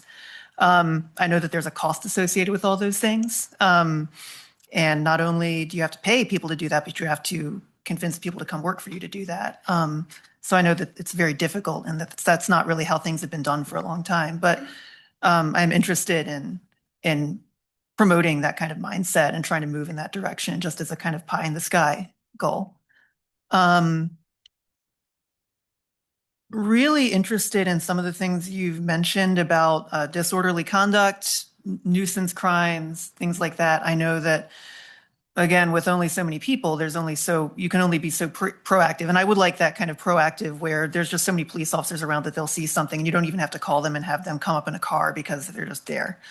But that's expensive, I know. You mentioned talking to somebody for 37 minutes who was screaming and stuff. And I know that, I don't know, but I figure that maybe you don't always need to arrest somebody, you just need to talk to them. But I liked hearing that those people are getting noticed and whether they need to go to jail or whether they just need to be talked to or something, that's being addressed, because I'm really, in downtown Reno these days, there's just a lot of really low grade public nuisance sort of stuff that really makes it unpleasant to be walking around town. And my screen went off, sorry. So I like hearing that's a concern, and that is really my main thing that I'd like to hear about. And I'm interested if you could tell me some things about sort of where's the line for when somebody being disorderly in public is just, well, we can't arrest them because they're not committing a crime, and like, well, we can charge them with some kind of disorderly conduct or something like that. What are some of the considerations that go into that sort of interaction? Well, I think, Corey Solferino for the record, great question. I think that's honestly why we've regionalized the HOPE teams, and because a lot of these same individuals are the ones that have been getting bounced around from jurisdiction to jurisdiction. This week, we've got a cleanup of the retract property in the trench in conjunction with Union Pacific. And a lot of times when you push them down, they come up, and when you come up, you push them down. So I want to be able to connect to these individuals to the extent that we can, identify those high frequency utilizers. We are spending millions of dollars literally on 5% of the problem. Because we can't get them the help and resources that we need. It discourages the public. It discourages our officers because it's a lot of work to try to work with an individual, or heaven forbid, we have to make an arrest to do all of the paperwork and then to have that individual literally back down out on the street released before they're even done with their paperwork. That's demoralizing. So I can tell you one of the things that we've done with our HOPE team is try to establish that connectivity, because it does take 15 to 20 interactions before those individuals will trust us. They'll have a softer uniform. I understand sometimes there's a reason why I'm wearing a suit tonight and not wearing a uniform. I understand that sometimes the uniform's a barrier. I love my uniform. I love representing law enforcement, but I also understand sometimes the elephant in the room. So if I'm doing a social engagement or a speech, or I'm trying to connect to the community, sometimes I have the privilege of dressing down a little bit so people will have a conversation with me, not because of the uniform that I am, but because of what we're talking about that evening. Those are opportunities for us to do that. And I think we really need to do that in the space of the unsheltered population. But you're talking about the lines that they cross. Public safety. When public safety is compromised, when people are in danger, when the person's in danger, our officers know how to react, and they will react. Thank you. Okay, you answered a lot of the questions I already had in your presentation. And I like a lot what I'm hearing. I like that you guys are thinking outside the box. You're bringing in outside opinions, because we can only see through the lens that we're in front of, so it's nice to bring in other people. I'm a property manager, so I have a decent long list of things that people complain about. So I'll just email you directly about some of the things I hear about. And then lastly, I know not everybody likes politics, but I think crime is a economic issue primarily. And I know it might be difficult or uncomfortable, but I would love to see police officers and police unions maybe supporting legislation that can help economic situations of people and stuff like that, police unions as well. I know that's a large ask, but yeah, I think that's all I got for now. No direct questions for me. Sure. Thank you. Good evening, Chief. Thank you very much for coming tonight. And yeah, your first, go ahead and go around. So do have a few questions for both of you, and I will use both rounds. So Mr. Chief, how many times have you discussed consolidation and related references to NRS 280 with your previous boss, Sheriff Balan, and what specific assurances did he give you about Reno's continued authority over its own officers and priorities? This is my fourth iteration of consolidation being talked about in the last 27 years of my career. So I think that we've been talking about it. It was talked about with Sheriff Kirkland when Sheriff Kirkland was chief of police and then came over there. It was talked about with the sheriff's old man, with Dennis Balaam, and then Chief, I believe, actually, no, it wasn't him. It was Lieutenant Bowen who was running for sheriff at that time. It was talked again with Steve Pitts when Steve Pitts was chief of police and Mike Haley was sheriff. And now this is the fourth iteration. And I don't know that we'll ever get this across the finish line, but what I've told my labor unions, what I have told each and every one, since Sean and I've come in, it's about making good business decisions. And I said, if we enhance the level of service, not take away from, not subtract, not decrease, if we enhance the level of service for the citizens of Reno, if we allow our opportunities for our officers to grow into different divisions and unions where they get the opportunity to have different assignments and talk about, like just a few moments ago when I had that opportunity to discuss about seeing somebody at their worst in that transition from a line level detention officer to the street, I think that gives different perspective. And additionally, if it makes financial sense for the city and the county, we owe it to our community to look at it as a business decision. Now, whether the city would ever give away authority to another entity to run their police department, or some of the other questions that have been circling around in the media or in all of the conjecture and speculation, this topic is not new. This topic is old. It has literally been talked about our entire careers.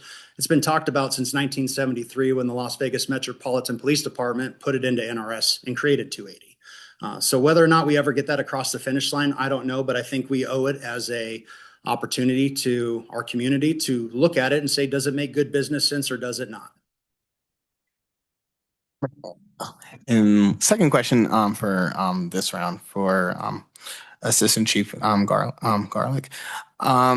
So in mentioning training, and you mentioned that there were certain modules that were from other states that did not fit professionalism standards within our state and within the department, within the city government.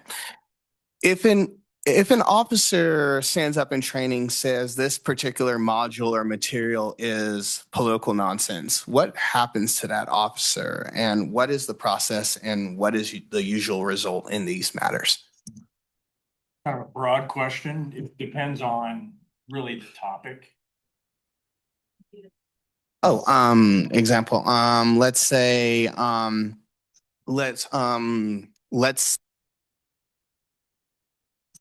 let's say there's a common thing. Let's say what, like a conservative phrase or something like that. Let's say that you said something, like not off the mark or anything like that, but let's say that there's something in the materials that are like, okay, like you mean anti-American or something like that, that may be like against the case of policing and stuff like that. If there was something that was raised, what would be the process for that? If I raised it to you. Well, I think first off, we would look at the material that's in question. I will tell you that nothing comes across our desk and to our people that isn't lawful, ethical, moral. We all have a compass, right? We have a mission to accomplish. And I think we have a robust training section that involves a cross section of our department that vets our trainings, that vets classes and our certifications. I would hope that it would be caught in the stage of vetting before we actually deliver it to our people. But that does not, look, I tell you that no matter what the tenure of our officer, we'll always ask people's opinions. We'll ask for their input. Throughout the course of my career, I think I've had more good ideas from younger officers and younger tenured employees than I've had from veterans. So it's about looking at a new perspective on how to deal with something, how to deploy our resources to be more effective. If you're talking, you kind of hinted towards maybe not maybe a setting of confrontation or conflict. I think we de-escalate situations like that. We take them offline. We discuss what the root issues are, and we try to come to a resolution. I'm hoping I'm answering your question, but that was kind of a broad, generalized shot in the dark. Sure. Shonda Golden for the record. First of all, I want to thank both of you gentlemen for coming here this evening. Myself, my family, and my closest friends, we proudly back the blue. So thank you. And it's not lost on me that every day that you leave your home, you might not come back. So my deepest condolences to the officer in Las Vegas. I've got a couple of things. So first of all, I'm glad that you have fitness as part of the requirements, because, you know, you need a fit police officer running after bad guys. and merit-based and good background checks. I wanted to bring to your attention the homeless issue. My husband owns Bazaar Guitar, and so we're right by Paradise Park. And we have that beautiful park that was given to us, and it's our responsibility to take care of that for the children in the community. However, we do have a problem with the homeless. They've come back again, and my husband goes out and fights with them, which is not what we're supposed to do. I know. Well, what are we going to do? The police, I mean, you guys are so busy, right? So we're having to tell them to get out. But one thing that we're noticing, and he's not fighting with them all the time, I'm just acting like he's a big shot, is they've been stealing the wildlife from the ponds. So and I have a photo. So what we cannot do is take away the wildlife for the children in the community, because sometimes that's how we do things. We appease. So the problem would be, well, if they're stealing the ducks and plucking the feathers off the ducks, let's just take the ducks out of the pond. No, no, no, no, no. We need to be better with that. One thing that we're seeing now, and it was brought up in Los Angeles, I spend a lot of time in LA, I've got a daughter out there, but we're seeing it here too, is the cruelty towards dogs. So they have dogs for whatever reason, for their, protection. I'm very soft-hearted. I used to think, oh, they need a dog as a companion. And now we're seeing that there's all this dog cruelty. My husband had to go out the other night because he saw the guy was hitting on the dog. He was beating up his dog. So please know that that's happening right now, okay? And I know that you gentlemen are so busy that you're not aware of these things, so that's why I'm bringing them to your attention. As a former canine officer in animal cruelty, you let us know that's a crime and animal control will come out. And that's not just something that because of your, socioeconomic status that you get a free pass on. So we will absolutely enforce that. That needs to be reported. Yeah, okay, well, we'll be calling you all the time. Please. And we're going to round robin again because I got a couple of things. Okay, and then one more thing until my next time around. But does the RPD put mugshots and arrests online? There's a Supreme Court ruling that indicates we can no longer do that. Yeah. Ninth Circuit Court ruling Well- recently. We're in the Did Judge Mike Griffin vote on that? Or is that just something like the state of Nevada? oh no, Ninth it's Circuit. a federal It matter. involves Washington, California, Nevada. Hawaii. Oh yeah, it's a big one. So I could be, whatever, I could be somewhere and I'm standing next to a rapist. That's how they say it online. So, okay. All right, I'm going to talk to you guys again about something else. Thank you. Ratio for the record. I've only got a couple things, two things. First off, I like seeing this. The last administration was not very community oriented. The community engagement. I'm a retired law enforcement officer myself, military, so it's a little bit different, but still. So seeing the lack of community engagement with the last organization, with the last leadership, was just grated onto my skin. So the fact that you're actually out here engaging us, I appreciate that. Thanks, sir. And the second one is I appreciate the responses we're starting to get, because I live not too far away from here, down off Keystone, right around First Street. We always have had a homeless problem down there. People with their RVs and their cars, starts with one car. It used to be, this time last year, we had 2 streets in our block that were completely just large bum camps. And start off with one car. RPD didn't do anything about it. Reno Direct would take months to respond to anything. And then by the time they did, the entire street was filled up. Now you guys, sometimes you guys are a little bit late because, slow on the uptake because I understand, priorities. But I appreciate you guys are actually responding. These vehicles, I understand you're not towing them and impounding them. But a lot of these vehicles, they're not registered. They're not road safe. There's Reno Municipal Code that forbids them even being on the road, or unless they're actively loading or unloading. 'Cause a lot of them are RVs over 24 feet or trailers. And I understand you guys have limitations, but you guys are actually starting to respond and push them out. I don't know where you guys are pushing them to, but they'll come back. We keep on seeing them come back. They're the same ones. So I do have to say, I appreciate the community engagement of of your organization. Thank you, sir. Couple things, just really quick in response. Yeah. I think the one thing Chief and I had discussed is that one thing I know from being with the Reno Police Department for 29 years was that I felt we could always do a better job of educating and informing the public. Mhm. And so that's one of our priorities is to get out there more, to educate and inform. I think if people understand what we do, why we do it, how we do it, I think that goes a long way with understanding our job and understanding your needs. Give you kind of an idea, this is a couple-year-old snapshot, but the last time I did the ward, because Ward 1 was always parking that I remember. We had about a little over 3,000 plus calls for parking issues and 2 parking enforcement agents. Right. They've recently folded under our roof so we can better coordinate our resources. But that is somewhere where we've fallen short and we need to kind of put some resources to address that issue. Okay. I'm gonna, if you don't mind, I'm gonna extend one more question. Now you talked about, trying to get out there with more of the community engagement.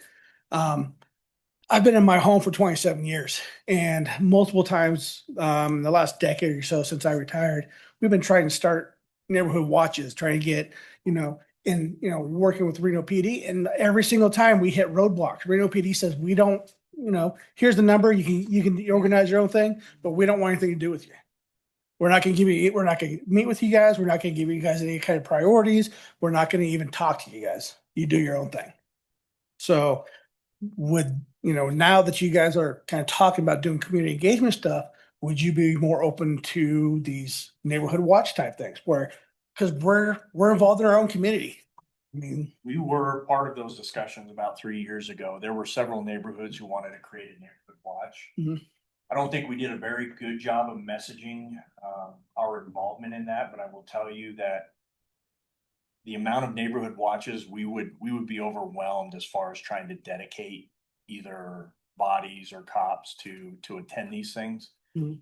I would offer information. I would offer to attend when you guys have an issue that can't be addressed in a ward setting or in an AB meeting.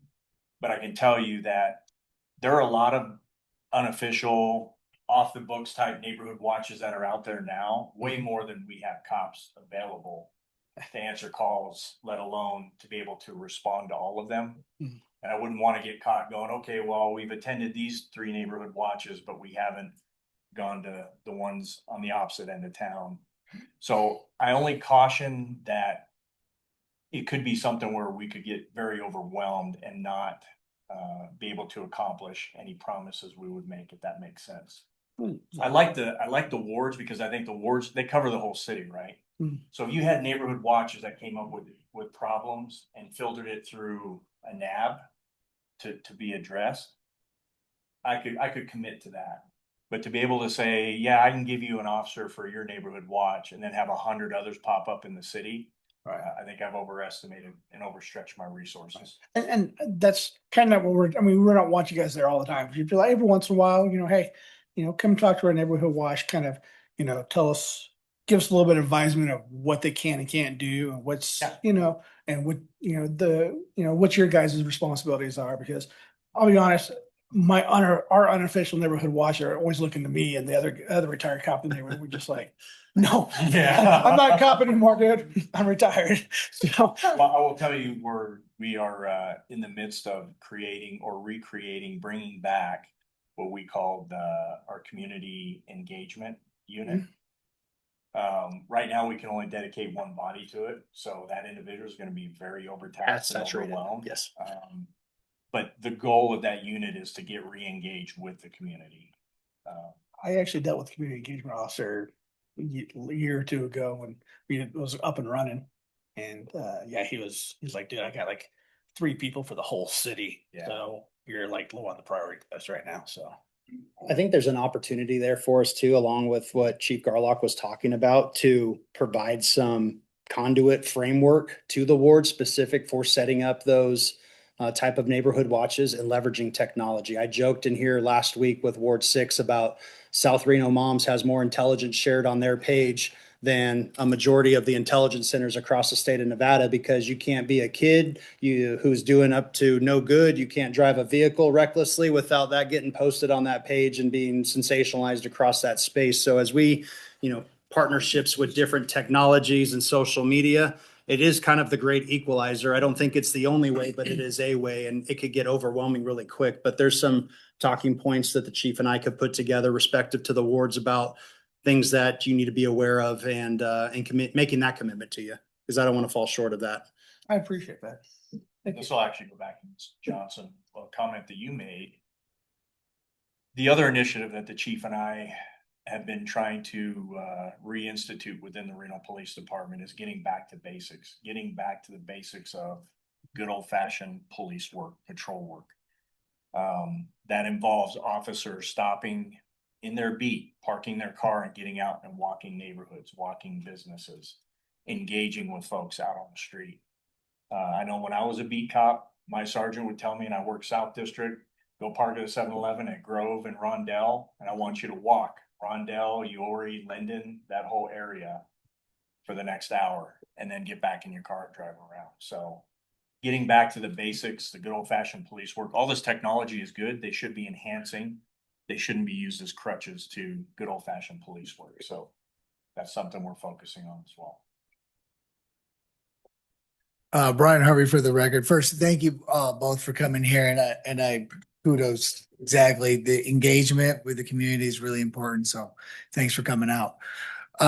So kind of just submerge all these last bit of conversations is like real-time intelligence. So I live up by University Ridge. We have University Ridge Park. Yeah. So by day, it's a beautiful place, right? Kids, families, picnics.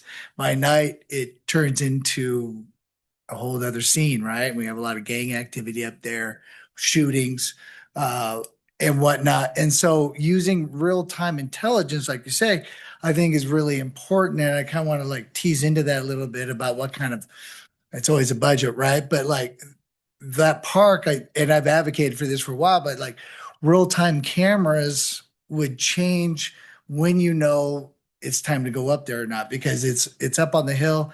It takes, I don't know, anywhere from 30 minutes to 15 minutes to get up there. And if you go up there for no reason, that's frustrating, right? And it kind of discourages things.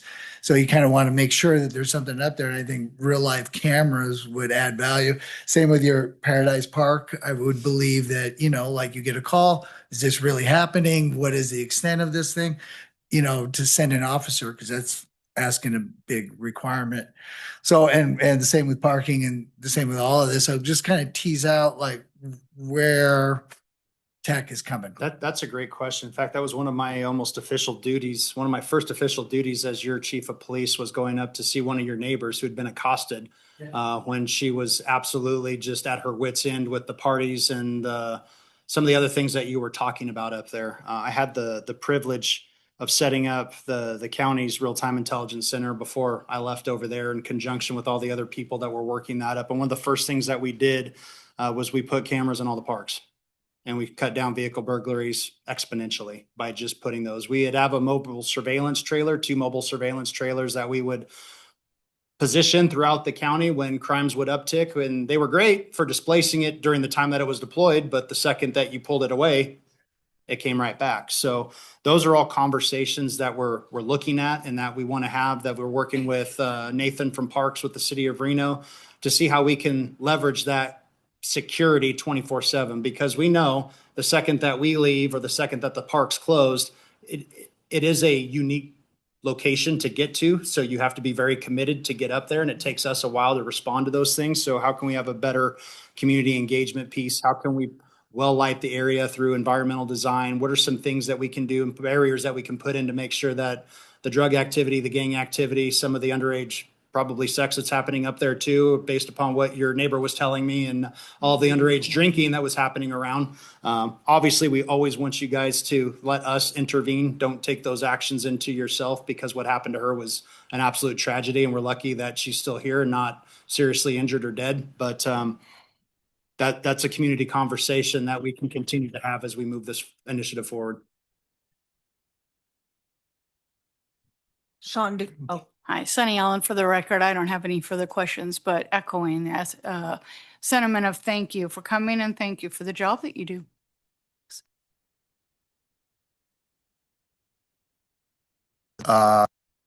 Any other questions? I know the old West of Wells was a good one that worked real well, that the community there really changed a lot of the drugs and everything else.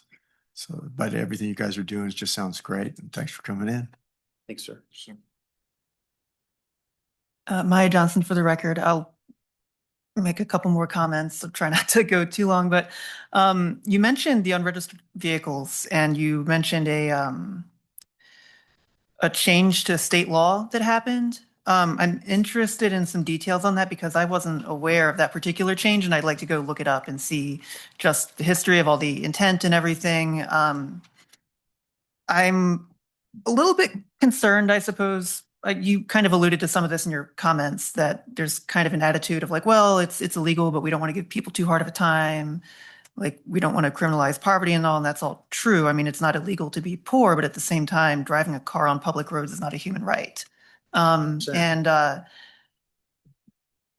it sounds like you're working under a particular legal framework. But I see just cars without license plates or a car with like California stickers from 2024 or something, and they're just driving around. And I think there's kind of an attitude around here sometimes that, oh, it's not your business. It's no big deal. People don't really like the government here. But I mean, I remember seeing news that a Sparks police officer was shot pulling over a car with no plates 2 years ago and led to an all day long manhunt. And I mean, we need to be able to identify vehicles and make sure they're registered and insured, right? So do you know off the top of your head what that law is or bill or something I could use as a hook to look it up because I'm Believe it was interested? 2021 was my last session down there before I promoted to captain.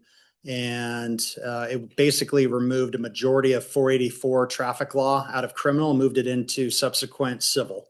So it removed a lot of crimes, including careless driving, which uniquely earlier this summer, our mate team was investigating a crash. I apologize. So we're talking about crime and I'm interweaving crashes over off of South Rock where a car drifted into oncoming traffic. And ultimately it was a careless driving investigation, but because careless driving is civil in nature and not criminal, when we attempted to get a warrant to get the data from, for lack of a better term, the vehicle's black box to see if there was anything mechanically wrong with it, what their speeds were, we were unsuccessful in getting a warrant because it was a civil infraction and not a criminal. So those are some of the unintended consequences that came from that. I will get you the citation before I leave and get it to Callie so she knows. But it was a joint resolution between the Senate and the Assembly to remove a lot of criminal 44 traffic code to civil. So they were no longer misdemeanors. Okay, thank you. I'm very interested in some of those unintended consequences and what we can do about that. Yes, ma'am. I think it was mentioned too, just some food for thought. And I don't know off the top of my head what the fine is for getting a ticket for no registration. But I heard somebody explain it as, oh, I could get probably about 20 of those tickets before it would equal the amount of actually registering this car. I would really like to advocate for some kind of change that doesn't let people think that way, just for the record, as a thank Taking you. it back to criminal would.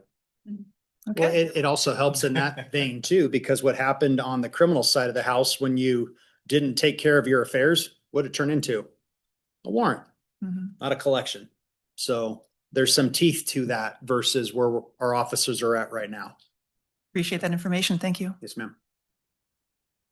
Okay, Dalton D. Kaysen for the record. I did think of something while it was going around. And what about mental health for officers? Like, do you feel like there's a stigma in the force, or if so, how do you plan on making it more open for or acceptable for people to seek the help they need in such a hard job? I can tell you, and I know this is very passionate for Sean too, because he and I have been trying to tackle how we reach out to 4 different generations in the workforce. When we first started, it was shut your mouth and suck it up. And we kind of dealt with it that way. And, you know, I'm one of the statistics in law enforcement where My high school sweetheart and I got married. I became a different person as a cop, 5 years on the job, and we ultimately got divorced. You know, it wasn't a wrongdoing on either person. I turned differently and didn't understand me. And thus, I married another cop who, when we came home, we could not talk shop, but understood what my day was like and what I went through. And I think that's important. So as we try to look through, I can tell you this: your city council, your city manager's office is extremely supportive of our wellness in that space. And as law enforcement leaders, it is our biggest fear to have to, make sure the mental health of our officers. I wrote my thesis on it because it was that important to me. And I think there's a multifaceted approach. I don't think there's any one thing that we can do. I think you have to have different areas for people to feel comfortable to talk. Some people want to talk right after it. Some people don't want to talk at all after a critical incident. Some people want to be able to know where they can go. I can tell you that our new public safety center has a beautiful gym that is free of charge for our professional and our sworn staff to come in and utilize. And my greatest mental health is texting these guys and saying, hey, I need about 30 minutes on the weekend. I'm going to be off my phone. I throw in my earbuds and I get lost in a run. And that's how I reset, or I read a good book. But I think we need to look at it through multiple lenses and make sure that we're hitting all of those people, whether it's a wellness app, whether it's a clinician on site, whether it's a peer support person, whether it's a gym membership. There's other things that we can do, but it all comes to money. So with our limited resources, how can we make sure that we're getting the best bang for our buck and making sure that our officers are protected? And I'll defer to Sean too for some of his points. I think the only other thing I would mention is under Chief Pitts a few years ago, we took a look at looking at the military model, special operations, specifically the Navy SEALs down at Coronado. There are multiple deployments, right? High tempo, coming back, getting into trouble. And so they built a mental wellness kind of program that mandated their folks to go through when they were getting back from deployment. Dr. Potterat then was kind of the pilot of that program. And he said it took a couple years, but they had the same issues, right? Here you have this warrior that comes back. I don't want to be part of the rubber gun squad. I don't want to be taken offline. I want to be ready for the next deployment. Took them a couple years to break that stigma. And now he's come home as part of the natural course of transitioning back to civilian life. So I think that's a good kind of litmus test for us, maybe a good path for us to start going down, is to build a program where the stigmatism goes away and the stigma goes away and they accept it as a normal routine. I know when an officer is involved in a officer-involved shooting, they're required to go see a psychiatrist and get essentially evaluated to come back to duty.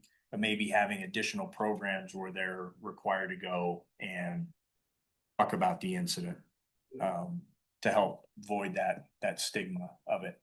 But at the same time, it's a fine balance, right? We still want to build resiliency with our officers to be able to get back up off the ground and continue on without seeming like we're not caring of their feelings and their mental well-being. So it's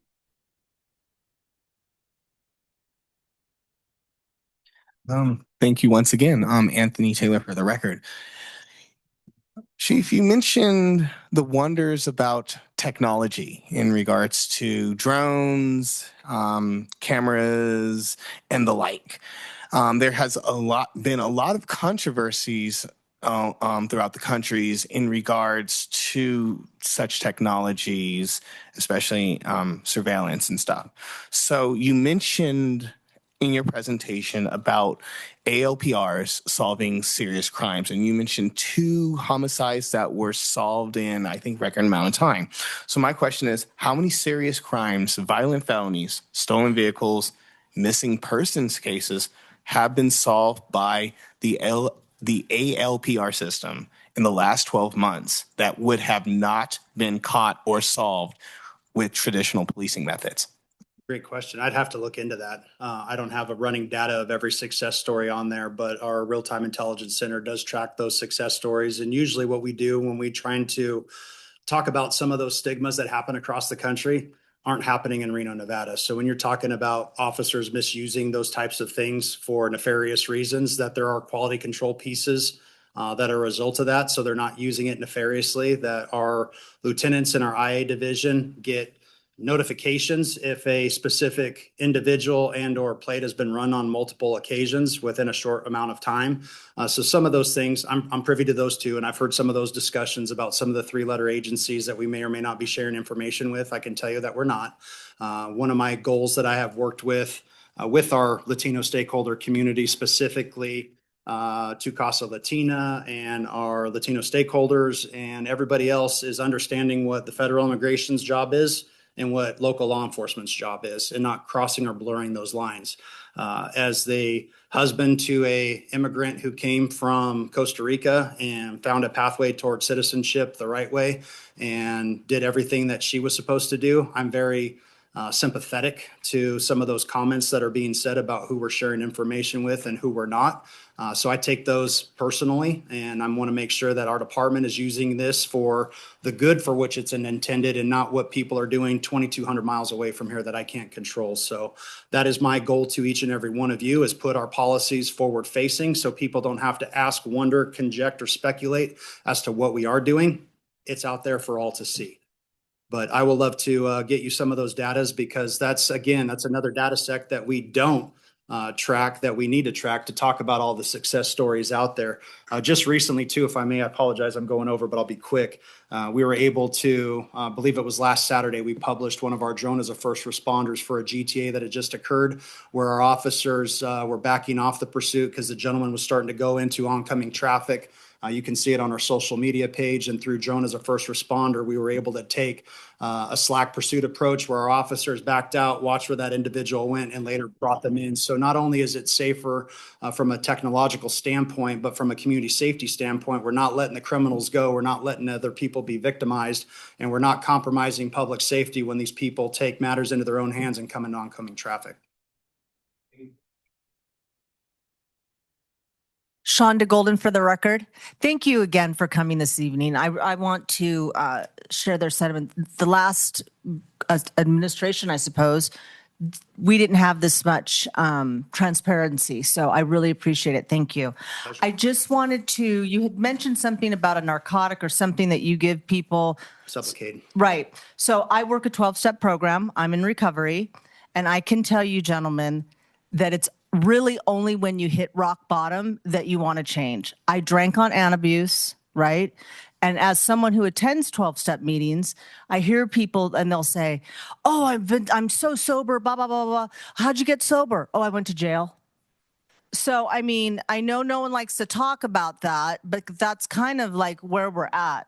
And the drugs that are out there, because I do work with a faith-based organization, and you need a God of your understanding in order to work a 12-step program. And so we're finding that a lot of the drugs that these young females, because I work with women, the drugs out there are gnarly.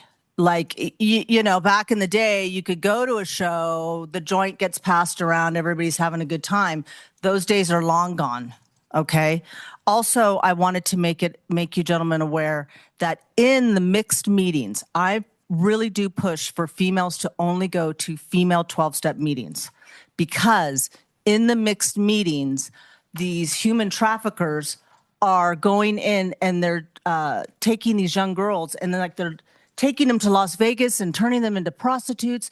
Then they put tattoo their hands so they know that they're like branded. I mean, it's like, I can't even believe what's going on out there. It's insane.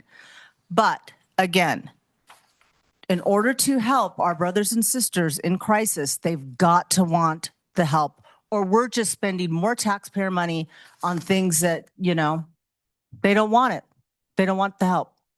I think you hit a couple of key, just very important points too. And I think you're seeing the stars align for the heads of local law enforcement, city attorney, district attorneys' offices coming together and having these conversations about the Miami model, about the Intercept model, what they're doing over there, and really kind of taking an approach like the city of Louisville, Kentucky did with lever pulling and getting everybody on the same page. Even when we're looking at these low-level nuisance level crimes, we're still acting on them. But in, you know, that a misdemeanor in this city still carries a 6-month jail sentence with up to $1,000 fine. How can we redefine that and not imprison but how can we maybe do a suspended sentence provided that you pass this program, and working with all of the entities at B. So obviously we've been having some conversations with some newly elected officers to go and push towards that goal. And I think we're on the right pathway. But again, we've gone from one extreme to the other. I think we've been overwhelmingly supportive of the service resistant individuals for the last 6 years. And now we're dealing with a small demographic that really is going to take a concerted effort to get them across the finish line. Okay. Yeah, I could go on and on about this subject, but again, I appreciate your time and please be safe out there. Thank you.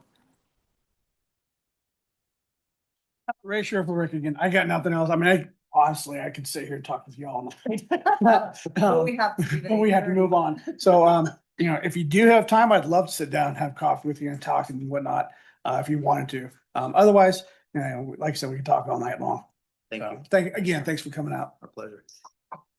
All right, Brian Harvey again for the record. And I might butcher this and get the name and or the time duration, but recently there's a new crisis center, believe where the old DMV was, where they bring in people with I don't know if you can just go there if you're chemically dependent, if you're on something, you can't even, don't even know your first name. That's the one Steve Shell's working on. It's just a short-term stabilization center. So rather than having to legal 2000 and take somebody to the hospital where, unfortunately, usually other charges result because they assault a protected person in the medical space, we're able to take a limited number of people over to that short-term stabilization center. Yes, sir. Yeah. Well, I was just how is that working out with RPD? Is that like a benefit? Do you see 100%. 100% it's a benefit. I just think we need more resources because there's limited bed space available. It's not a lockdown facility either, so people can get up and walk away. And we don't have that long-term stabilization or even intermediate stabilization piece. But we are so behind Nevada specifically in the behavioral health space that we got some catching up to do. And that's what those trips to Miami to kind of see where they're at, where they're going in that intercept model and bringing all these services to bear was a step in the right direction. So Steve Snell and the people over at Renown able to bring that resource to bear for us has been huge because that didn't exist before. All right, great. Thank you so much for coming out. And we appreciate your time. Pleasure. Thank you. Thank you. All right, with that, we're going to close out C1 and then we're going to move on to development project reviews, starting with B1 LDC 26000075, Ryland Street fence height deviation. Thank you, Chair. We have our development representatives online tonight for this item. So Adrian and Philip, I just promoted you both to a panelist. You can join that way and I will share your presentation. Just let me know when you would like me to move through the slides. I'll get this up. Adrian and Philip, can you hear me online? Yes, I can. Thank you so Okay. much. Great. Go ahead. Let me know when you're ready. My name's Adrienne Fricky, and I'm here today representing my family. Fred Fricky is the owner of the Fred Fricky Family Trust and Thomas Creek Properties, which owns 805 and 809 Ryland, as well as adjacent buildings. And we have, as has been discussed here today, an issue with unhoused people using the courtyard.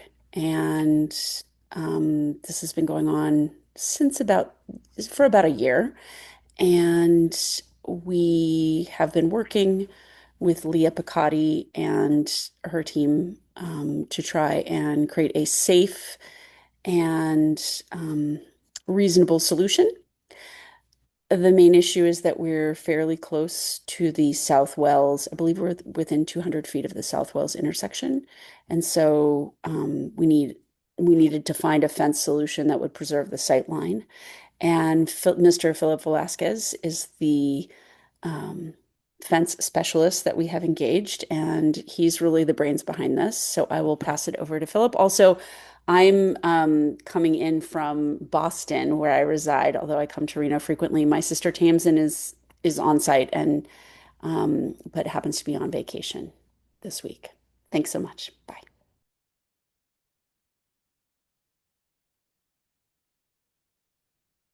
Does that complete the presentation? No, we have Oh, Philip online. okay. Philip, you're muted if you are speaking. Yes, I'm here. Okay, perfect. Go ahead.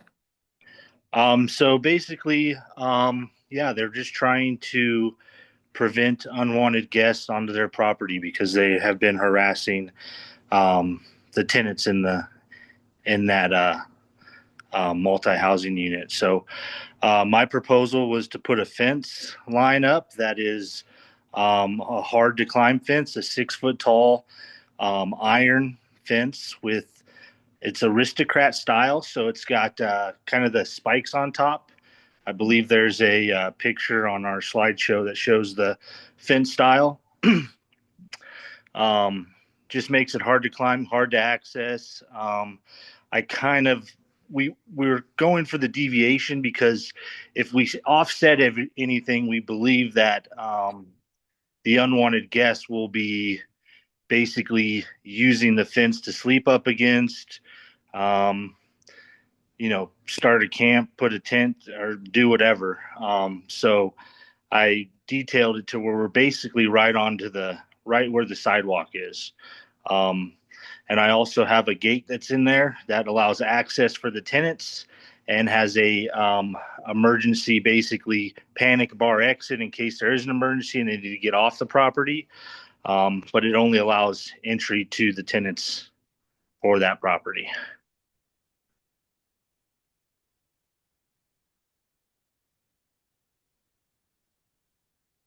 Does that conclude your? Yeah, point? that's pretty much kind of what we're trying to do. So if you guys have any questions or anything, go ahead. All the same. No time. Sunny Allen for the record. So I'm trying to follow along and look at the slides, but is it my understanding that there's a courtyard that homeless people are accessing around your residences or the rentals in the area? Yes, ma'am. That is in fact the case. Okay, and so you're asking to be able to just make a new and higher fence to block people from being able to access the area? That is correct. The original fencing, it really doesn't keep people out. And my father, who's originally from Albuquerque, built a knee wall of about 4 feet in an adobe style because he loves that style. But unfortunately, it is an attractive nuisance because people lie on it as a bench and they can also use it to climb over the current fence. Okay, yeah, very, very reasonable. And then what kind of, when they say defensive plantings, is that like just stuff with a lot of thorns? Yeah. Yeah, okay. All right, thank you. That's all I wanted. I wanted to just kind of understand the situation. Thank you. Of course. Sounds good to me. Shonda Golden, for the record, it sounds good to me too, and I'm sorry that you have to do that. Maya Johnson for the record. I don't have much. I'm looking at a photo of the property right now. It's got, so you've got the knee wall and it looks like there's a wire fence behind it and this would replace both of those. That is correct. Okay. I live not far from there and the place where I live actually has a fence that I think is pretty much exactly like the one that you're describing. I wish this weren't necessary, but I think that if you want to put that up, then that should be your right. So I'm completely fine with it. Thank you so much. Hi, Anthony Taylor for the record. Yes, to follow up on Madam Johnson's yes, so I do agree. Yeah, there's you have two types of fence: the original fence, which is the adobe, like that 2 foot, 3 foot fence, and then you have a chain link fence on top of that, which is obviously designed to prevent the people from, unfortunately, getting into the property. So yeah, this is a simple thing and I do approve of it. And I'm saddened that you had to wait almost 2 hours for this, but thank you very much for your patience and stuff. And hopefully get it done very, very soon. Thank you very much. Thank you. All right. Thank you so much. Chair, I just want to check for any public comment on this item. If there's anyone in person or online who wants to make public comment, please raise your hand. Okay, we're good. Okay, great. And thank you for that reminder. I would have forgotten. All right, then we're going to go ahead and move on to our last development project review here. It's B2 LDC 2600103, Reno's Neon Line District Pedestrian Walkways with a familiar face. Good evening, Mr. Chairman, members of the NAB. Thank you for having me this evening. For the record, my name is Garrett Gordon, representing Jacobs Entertainment. Tonight before you is a proposal for a conditional use permit, which would allow us to construct 2 pedestrian walkways. Under code, they're considered skyways. In code, there is a map that shows where skyways are allowed and where they're prohibited. What I'm proposing tonight is in areas where they're allowed with a use permit. There's actually 4 steps for a skyway. Tonight's step 1. Then there's a unique step. I have to go meet with the Skyway Design Review Committee. That committee is made up of a local architect, a local planner. They pull a representative from the Planning Commission and other folks from the community that really focus on the design side. There are in code the downtown skyway design standards, 17 pages, pretty technical as far as architecture and design standards. Staff, as well as that design review committee, will make sure it's designed in a way that meets those design standards. After that body makes, I don't technically think they make a recommendation, they just add comments, kind of similar to you guys. Then that goes to the Planning Commission for a hearing and recommendation, and then finally the City Council. So this is step 1. There'll be lots of eyes on this and no doubt probably some tweaks along the way. Oh, I don't see the clicker. Oh, there we go.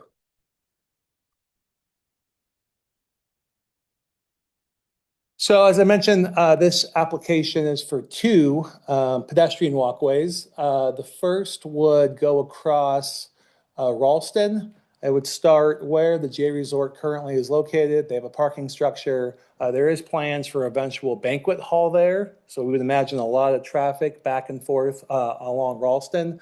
And it would connect to the west side of the street, currently kind of where the Glow Plaza is. There's some parking lots. There would be a parking structure installed there that it would connect to. Hopefully you've been out to a Glow Plaza concert and or a Festival Grounds concert. That area can get very busy. And certainly we don't want any conflicts with vehicles around Ralston. At one point, we thought about abandoning Ralston and just making it pedestrian friendly in this entertainment district. But the fire department said no, because Ralston is one of the only streets that runs from the university all the way down to the river. So it's very important that they in fact keep that open. So another way to move pedestrians would be this skyway heading east-west. The other proposal would be heading north over 4th. Obviously, 4th Street is very busy. We want to make sure we're moving pedestrians, customers, folks visiting the entertainment district up and over 4th. And in keeping with the theme of the biggest little city, we'd have an archway attached to this skyway that would say Reno, the biggest little city in the world. That sign was proposed in our development agreement. And this development agreement goes back to 2001, and there's a lot of great nuggets in here, including one, specific streetlights that would be installed. I'm happy to say, not sure if you've been down there at night recently, but they've been installed and by RTC. So we're really excited. It kind of shows you're now coming into the district and now leaving the district. Allows us to put up these signs and these area identification signs, which there was a challenge and went all the way up to the Nevada Supreme Court. Nevada Supreme Court said, yeah, you can go ahead and put these signs up. So one of our signs is attached to that walkway. And also the development agreement contemplates these walkways. We knew when we came to council 5 years ago, when we were my client was investing in this entertainment district, that some skyways would be important, or some pedestrian walkways would be important as well. So tonight is a proposal for 2 of those. Here's an aerial you can see, centrally located within the Reno Neon Line District. Both walkways occupy a compact, already controlled urban footprint with minimal impact on the surrounding parcels. You can see The circle in the middle is now the J Resort. If you've driven by there lately, you can see that front area is now complete. There's actually a front door with some new art, some new landscaping, and now we plan to extend over 4th and continue developing the north side of 4th Street. And then you can see the circle on the west side there where the walkway would happen. And again, I use the word walkway because when you think Skyway, I think of El Dorado, and it's covering a whole block, and there's a restaurant there, and there's a bar there, and there's a lot of shade there. That is not the intent. This is a people mover. It's translucent, as you can see through it. And again, it's a people mover that we think will promote pedestrian activity, ADA compliance, and some other factors I'll mention in a minute. So here's a visual. You can see the connection from the parking structure over Ralston into the J Resort, and eventually there'll be some additional development that has a banquet facility and maybe some convention space to move people back and forth, and also move people not only into the J, but over Ralston where they can come down and enjoy the festival grounds, which have been a huge success over the last few years. And here's another visual. You can kind of see the pedestrian walkway of just people moving back and forth over busy Ralston Street. So as I mentioned, there's a few steps. CUP is required. That's why I'm here with you tonight.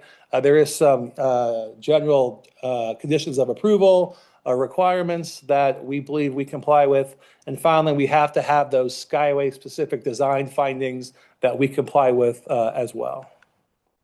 So why is this project right for Ward 1? Pedestrian safety. It eliminates at-grade crossings at 2 busy downtown intersections, removing vehicle and pedestrian conflict, and provide a safe, weather-protected route for residents and visitors. Downtown development supports J Resort's expansion, generating jobs, both permanent and construction, and increased downtown foot traffic, delivering tax revenue to the entire Ward 1 community. And I would add, this is also great for all those families that we saw come down this summer for the soccer fields.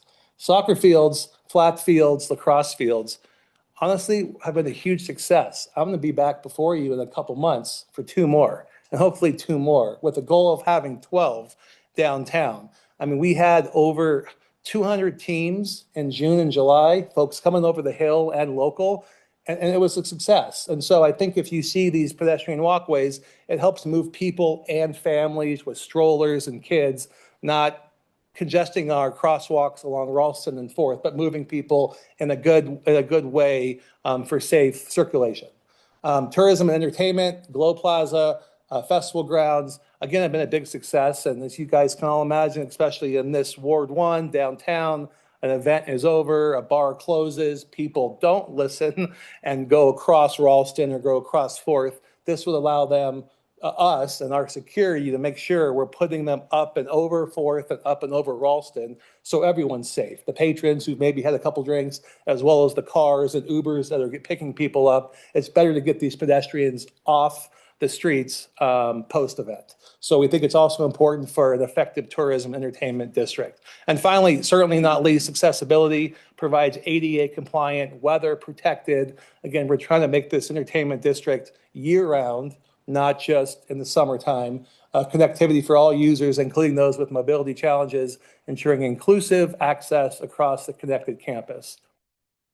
You can see here, they call it the anti-tunnel effect, where the design complies with Skyway guidelines to prevent visual obstruction along the right-of-way. So that anti-tunnel effect, you can see, it's not a tunnel, it's open. You can see through the walkway. You're not really impeding any views to the north or to the east or to the west if you're at ground level versus, just a block over, a block Skyway where you can't see through it. It's not translucent, or even a wider walkway where you'd attempt to put, like the Atlantis, right? That's a Skyway. They have a sushi restaurant run up there. Some would think that's pretty cool. You're over this Virginia Street, you're getting sushi in the restaurant. Others would say, no, we don't want that over our right-of-ways. We'd rather have them on either side and just move people and narrow it. So everyone probably has a different opinion, maybe all you do, but the design standards we're complying with of just making sure it's compact and tight and moving people and not trying to put anything other than a walkway up there. Of course, we own both sides of the street, no problem there. And it is in compliance with all the applicable findings. And appreciate your time tonight. I know it's a late night. I won't belabor the point, but happy to provide or accept any feedback tonight. And thank you for your time and your service, Mr. Chairman. Okay, I think probably this one might have a few extra comments, so let's go ahead and use the timer if we can for this, since we're approaching the end here. All right, thank you. Okay, Sunny Allen for the record. Two questions. So the parking garage that the Skyway is gonna go from across Ralston, has that already been approved?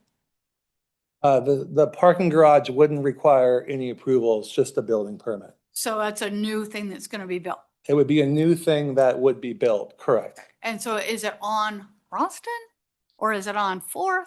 I'm not me- really sure of the Yeah, it's a great pictures. question. So let's see here. So that I think picture. this is a good is- visual who here. Is that? So here I'm standing on Ralston, Okay. really maybe on the train tracks of Ralston, right? The Glow Plaza is to my, the festival grounds is to my right. Okay. The new soccer fields are to my left. I'm looking northbound and you can see on the left, there's the parking garage.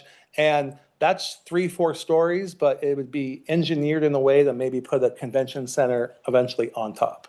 So we Okay. plan to keep going phase by phase, but it would connect into a parking garage that wouldn't require any approvals.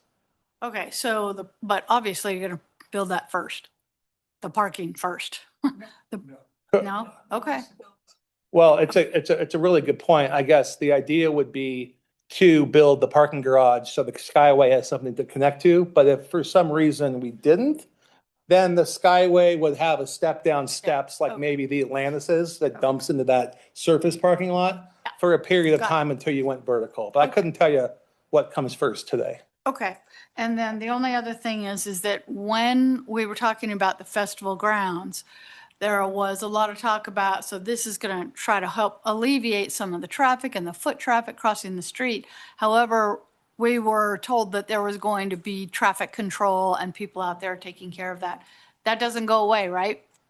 Absolutely not. The festival grounds use permit, one of our conditions of approval is that parking and traffic study.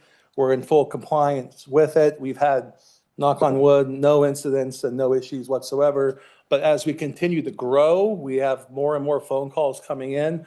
We think it's probably worth moving people over the top of Ralston as we continue to get bigger. Okay, but you're gonna need traffic control for people leaving in their cars and all of that. We're still doing that. Absolutely. And it's still based on the size of the event. So if you recall, smaller events, you had to do X, medium, X, Y, and the big ones, X, Y, and Z. Okay, thank you. Thank you so much. Claudia Davis. So you're building, or you want to build these skyways to places that aren't developed. There is no parking garage. There is nothing on across Fourth where this other one would go. Aren't you putting the cart before the horse? I would argue I need the approvals for these in order to go design and build what we want to do. If for some reason these were denied, certainly our development plan changes without pedestrian walkways. But if we were able to get through all 4 steps and go to council and this is approved, then now we can spend more money on more architecture, more design, more development to connect what's across the street. Okay, I don't understand why you're doing these now. Yeah, maybe try again. Yeah, I mean, it's a great question. Development always has different phasing and where you're going to put money. And usually lenders, clients want certainty of what they can build before they put too much money in designing it. So if these are approved, then we're off and running of what they'll be built into, which certainly would be different if we didn't have them. I guess I would argue that Ralston is not a very busy street. And Fourth is minimally busy. So getting pedestrians off the street, I don't see that as a big safety issue. Anyway, go ahead. Thank you for the feedback. Mike Steven. Yeah, it was kind of funny, but I understand in being in building, you want to be able to get this, if you can get this figured out, then you're going to build to it. So that makes sense. Yeah, it's not real busy, I think some of the people that we know are complaining that we developed these big sidewalks for foot traffic and everything else. But one of the things that foot traffic to where? I mean, you don't have any stores on the street. And everything you're building, there's no access really. There's not much access that you need people.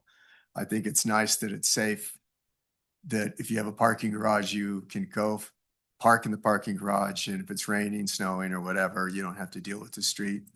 So to me, that makes sense. But there's no stores that are going to be going in down below. It would keep people from going to the stores when you put the skywalk up. You understand what I'm trying to say? Because, Alicia Barber's you've seen what she wrote.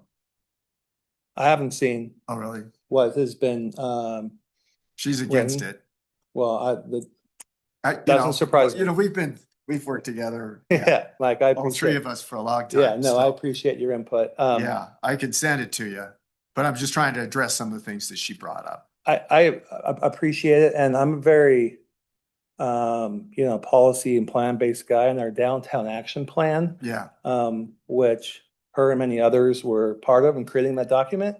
Certainly encourages things like this for entertainment district. What's going to bring residents downtown and make them feel safe? What's going to bring them downtown in the wintertime, right? What's going to bring families coming up over the hill? I would say, 200 plus teams. I'm agreeing with you. Yeah. I know she was, she was the walkway at the university she was for, but then there's other ones that she has not been for. So, you're going to have to fight that fight. But there's nothing else down there. It's not like you're going to be missing stores. Like if you were downtown, if you're like downtown Virginia Street, if you're building those crossways, you're not walking along to the stores that are around there, then you're going to have dead zones. I don't see a dead zone being created by these walkways. I appreciate that. Yeah, I mean, I'm sure if ask 10 bloggers their opinion, you'll get 10 different ones. 10 different opinions. So, but I appreciate that, Mike, as always. Okay, thank you. Maya Johnson for the record. I think there's a disconnect between some of the language being used here and what the effect is. So all over downtown, especially in the area where Jacob's properties are, there is a terrible lack of foot traffic. It's a huge problem. I'm really concerned about a proposal that states that it intends to reduce pedestrian activity at the street level, thereby decreasing conflicts with vehicular circulation and improving overall traffic flow within downtown as something that's going to bring activation and walkability. I would like to point out that the goal of pedestrian safety is not to remove pedestrians from the street to make more room for vehicles and increase vehicle throughput. It's so that pedestrians can be on the street and enjoy being on the street. So this is literally the opposite of what we're trying to do here. We're trying to have a city here. We want pedestrians on the street. We don't want to take them off of the street to make it easier for people to drive cars through downtown. That's very 1970s thinking. We've seen this movie before. We already have the row. We know what this looks like. And I'm not really concerned about the shade or the views or what it looks like. I'm concerned about the fact that we have these insular compounds, which is very good for the casino business to keep people inside, that are oriented towards automobile tourism, where people drive into a parking garage, they walk across the skyway to go into the casino, they never have to go on the street. And that's supposed to make it desirable. They don't want people to leave. They don't want people to be on the street. And then it doesn't matter that there's chaos on the street because everybody's inside the compound. It's very defensive. It's not what we're trying to do here. And right, there are no stores over there. Well, Jacobs owns all of that property. So whose fault is it that there aren't stores there? You can choose to build anything you want. It's your property. And what you want to build is another 1970s style casino resort that's designed to keep people off the street. That's going backwards, I think. So that's really my concern there. If right now we're in a situation where there's very little pedestrian activity, it's a very unpleasant place to walk because you're just walking block after block, parking lots, fields. The Glow Plaza has a wall in front of it. If there's not an event going on there, it's dead. Just like walking past the Silver Legacy or the El Dorado, where there's just a wall with no doors, no windows, fake storefronts, nothing. And that's what we're getting on West 4th now. We're getting this faceless facade that's insular. You're going to have people drive into this parking garage and walk to the J or to the festival grounds without ever being on the street, and it's going to be dead. And it's not, to me, it's not, well, there's no stores there, so it doesn't matter. It's like, well, we need to build some stores there. We need to make the pedestrian environment a place where people want to be and not use the fact that there are not currently stores there as a reason why we don't need to worry about this and it's fine to not have any pedestrians. I appreciate that perspective. I would add one, back to the chicken or the egg. In the retail world, right, you need people first. You can't just build a bunch of retail stores with no people to go to them. So the idea is to continue to add a very diverse portfolio of entertainment uses in this area to bring those people down. So the businesses can continue to grow and be built around this area. I would say the word compound is completely incorrect in regards to this development. Look at the investment that's been made outside. You can't compare this to the row compound, right? We have 4 soccer fields, turf flat fields that are bringing hundreds and hundreds of teams and thousands of families. That's not attempting to keep people in the J. It's attempting to activate an area, a 10-block area that has been blighted and problematic for years. 2, I'm coming back to you for more fields. Again, those fields that you'll see next likely would never even use these skyways because you'd have to walk to them a block and a half away. You can see here, if you park and go to the J, you have to walk outside to the festival grounds. You have to walk outside from the festival grounds to another soccer field that's on 2nd Street. You have to walk over to the 2 fields that are now on Ralston, between Ralston and Washington.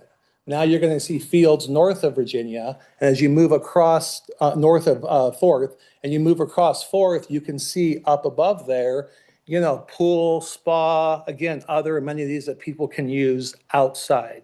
So we're really excited about creating this recreation area for families, for adults, for kids, for tourists, for locals, that we want that activity, but we need to build the mass down there in a safe, responsible way to continue the rest of the development. I'd say our development agreement is 20 years, is a 20-year lifespan. We're in year 4. I think we've done a pretty good job of kicking off this downtown entertainment district in year 4 with 16 years to go. But I appreciate your input and always happy to talk more about that. But there is an effort to bring people and families outside in this area. And you know, look at Hot August Nights. People are walking all around downtown. Look at the Italian Festival, right? People can walk from the J Resort Festival grounds to the Italian Festival. So I honestly don't think a couple skyways to get people over some busy streets is going to take away from the entire development, in my opinion. But I appreciate your input as always. Oh, I'll get you next time with the rest. Thanks. My question has already been answered, so I'm going to go ahead and move on to Anthony. Thank you, sir. Anthony Taylor for the record. Thank you very much for coming again. And I do enjoy the soccer fields and how the FIFA boom is helping you guys with the soccer fields. So thank you very much for that. You mentioned, you know, public and private use.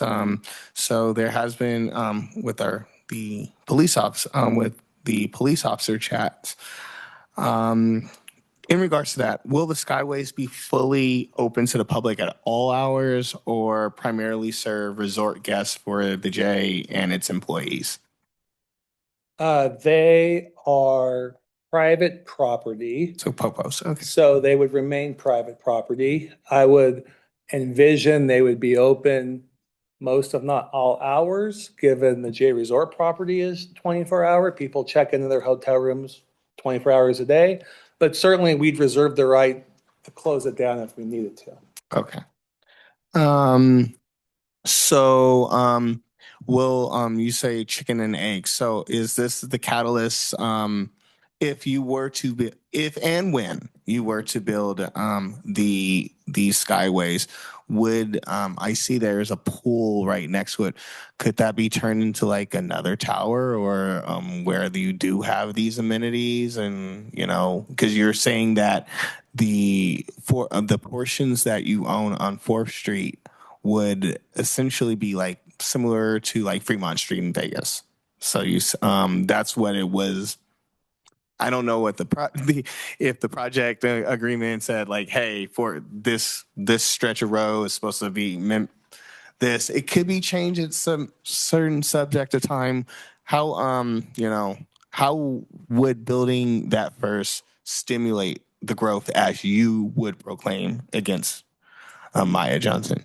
Yeah, no, I appreciate that question. I think it just continues to allow us to phase the project, right? Now we're moving over Ralston, moving over Fourth in a responsible, pedestrian-friendly manner. That allows us to, you can see here, continue with the pool and the spa and the amenities north. If you head west, you can see this parking garage is certainly the next step, but it's engineered for potentially conference center. And so as we continue to grow, and we have 16 more years on this development agreement, it will, I think, the project will continue to react to the market. I can tell you when I stood before NAB and Planning Commission and Council, I didn't propose flat fields 4 years ago. But when we saw the soccer study that came out that said this community was missing 61 fields, 61 fields short based on our population, we said, whoa, what's going on here? You see the convention center packed for the volleyball tournament every year, and that bled that the J Resort was sold out for the volleyball tournament. We're thinking, wow, amateur sports is a big deal in this town. I have $2. I go over the hill all the time. I'd rather play here and keep my money locally. So to answer, long answer your question, each year I give the Jacobs team a lot of credit. They're reacting to the market and seeing what Reno needs, both from locally and from a tourist economic development side. So yeah, this stimulates continued growth, and the plan is what you see here, but it could certainly evolve. Okay, great. Thank you much. Thank you so much for the questions, Mr. Taylor. Shonda Golden for the record. How wide is this? It's 15 feet wide. Okay. That's all I wanted to know. Thank you. Approximately. That's what I understand. But yeah, 15 feet wide. All right, Ray Sherrill for the record. I got a couple of questions. So is the parking garage, or the plans for the parking garage concreted, or are those flexible? I mean, are you going to say now that you're using that as a bridge to this parking garage, but you're going to later on use approval of this as justification for building, a 20-story tower or whatever? Saying, well, we already got the bridgeway or the skyway. Why not just have the skyway lead to this tower that, so that we have, and I understand you don't like Maya's, term of compound, but I'll tell you what, that whole area is starting to feel a lot less like Reno, a lot more like Jacobsville. So, well, good to see you. I remember you had some concerns about the soccer fields and whether or not they would get built. And I think hopefully you're happy with how they looked and the economic development impact of those. I hope we can build another tower. That means a lot of families and a lot of people are coming into this town paying gaming tax, sales tax, renting rooms, going to our restaurants, going to our Walmarts, using our gas. I think the more people we can bring in the town, the better. But a tower would require me to come back to the city with more discretionary approvals. So we can't just do a tower with a building permit. We'd have to get an approval. Parking garage doesn't require an approval. So as of now, yeah, we think the connection into the third story of the parking garage with the ability to put a convention center or some other tourist. I mean, there's been all kinds of things thrown out. I heard Mr. Jacobs in an article say maybe an aquarium would be pretty cool down here for the kids and the families. He's going to bring his European cars on display and bring it down here to get more interest. So it is a moving target, centralized around Reno and where we are and where we're headed, with the goal of continued economic development for downtown. So yeah, it's Reno's neon line district. It's 10 blocks. There's been close to $1 billion invested in it already. And hopefully in the next 16 years, there's another $1 billion to keep it going. you keep on saying you bring, funds and bringing money into economics into the area, but you're wanting to still connect all of Jacobsville together and not have them leave and put money into the area, just sinking more money into Jacobs this, Jacobs that, Jacobs this. So it's it doesn't seem like there's a whole lot of big actual benefit for the community. Plus, you guys just redid all the walkways down there on 4th Street. So they're already safe. They're already there. What's the point of this walkway? We don't have there's not the foot traffic. So it looks like it's more like one Jacobs property to another Jacobs property with no real economic or public benefit. I would, with all due respect, completely disagree. There's millions and millions of new property taxes going into this community because of this. If you can, I mean, if you believe that the sands and the area around the sands provided a more public benefit than what's there today, then we'll just have to agree to disagree, sir. Okay. All right, I'm good. All right, Brian Harvey for the record. I personally don't have any issue with the Sky Bridge, especially connecting to a parking structure. Kind of just makes sense. But I will. I'm on. I guess Nina's now the face of this one, but I will agree with this, that sharing the wealth, opening up. You own all the land, right? So you dictate what's on the land. I think sharing the land with other small businesses. I mean, you lease it, right? You own it, so you can lease to them, right? So there's a profit margin there. But opening up to a diverse, a diverse look of businesses down there, of little shops and little eateries. They're not competing against you. They're just, a sandwich place, or they're selling little trinkets or whatnot. That opens up to a more vibrant culture. So yes, they come for the soccer fields, or they come for gambling, or they come to see a show, but they also then get to experience other forms of business and cultural eats, if you will, of Reno. So I just take it for what you will, but my vote would be there's enough room for everything.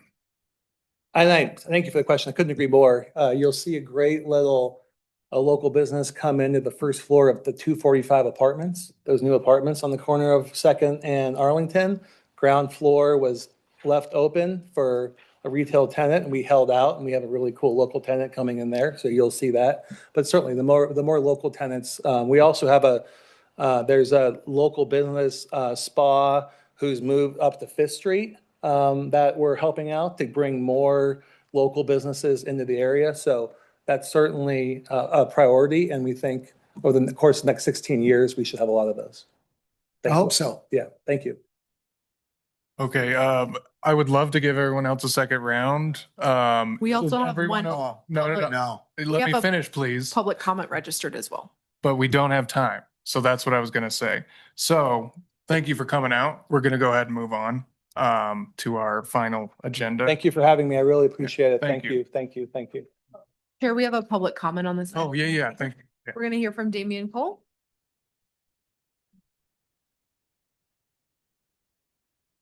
Yes, it's for this item.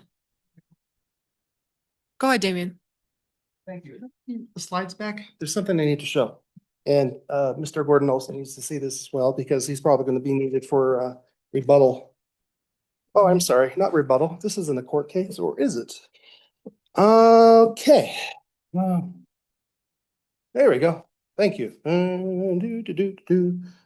Just waiting. I'm waiting for it to come up. Is it ready? Okay. Can we start the timer now? I can find it. Can't find it. Damian Cole for the record. Thank you very much for the presentation. So what's interesting to me are the things not that you see inside these renderings, but what you don't see. First thing I don't see is where that parking lot is on the corner of 5th and Nevada. That's actually a building. So that means that they're planning on destroying another building, and that one is the one that has Ramen for Real, the wine bar, the sushi place, and Taiwanese 101. So you don't build a skyway, you don't build that much of a thing unless you actually plan on putting something there. So that ground use pool there is currently a parking lot that used to be a motel that had a pool. The tower that is not being shown here is going to be the largest in Reno. It's going to be larger than the Silver Legacy. And the conference center, which the parking lot is going to be, and it's not 4 stories, it's 5, is also going to have a conference center on the top. He called it a convention center. The agreement was from 2021, not 2001. So the problem is that these skyways are not going to an entertainment district. They're crossing that. They're going into the northwest quadrant. Northwest quadrant, put into the master plan, when it was redone in 2017, 18, calls for this area to be exactly what the majority of this body has been calling for, which is small, mixed use, ground floor, activated, retail, residential. We lost a lot of stuff. In 2018, I was once walking to work at 4:30 in the morning, and I heard a sobbing of a woman in front of the antique store of Sierra Street with a trail of urine slowly drizzling to the gutter. I looked to my left and see a man and a woman in their 70s laying under a blanket, and he's trying to comfort her, telling her that everything will be okay. I had been in Reno since 2007. I had never seen anything like that before. Suddenly there was a sea change. It's not just a bunch of ratty motels. We're talking about mixed use housing, which means multi-use housing that had been around for almost 100 years, bulldozed. The missing middle that this city is looking for was taken away from the quadrants that in the master plan says that this was supposed to be for. Now, the reason why, so they're also not showing the new casino that's planned there for that parking lot. They can't expand the casino resort outside of the red line. So what they need to do is bring skyways to keep people into that complex. Compound, complex, whatever, it's still the same thing. You can't see through the Reno sign there. I'm sorry, you might say it's open, you might say, but all those test decks on the Titanic. This needs to go to the master plan, to the planning commission to be rezoned as an extension of the entertainment district, which you have said, sir, many times that this is supposed to be an entertainment district. It's not. Thank you. Thank you, Damian. That's all the public comment we have. Okay. Sorry to rush everybody. I have a job to get everybody out of here by 8:30, so that's what we're gonna do. All right, then we're moving on to D, Board Commission Committee Member Reports, Announcements, and Discussion of Future Agenda Items. We have 10 minutes left, so let's try and keep this down to 30 seconds apiece. We'll start on this end. Nothing? Yeah. Okay, we have the surf wave guys we want to bring back. Whitewater, okay. I got here late. Maybe something to do, because the police officers were talking about 4th Street, how they've been working together in their business association. Maybe we get somebody from the 4th Street Business Association coming in and finding out what they're doing and how successful they are.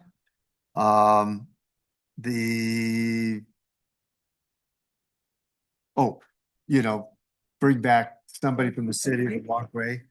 Okay. Well, the only other thing I was thinking, what I'd noticed during hot August nights, our freeways are filthy. There's trash. It's very embarrassing.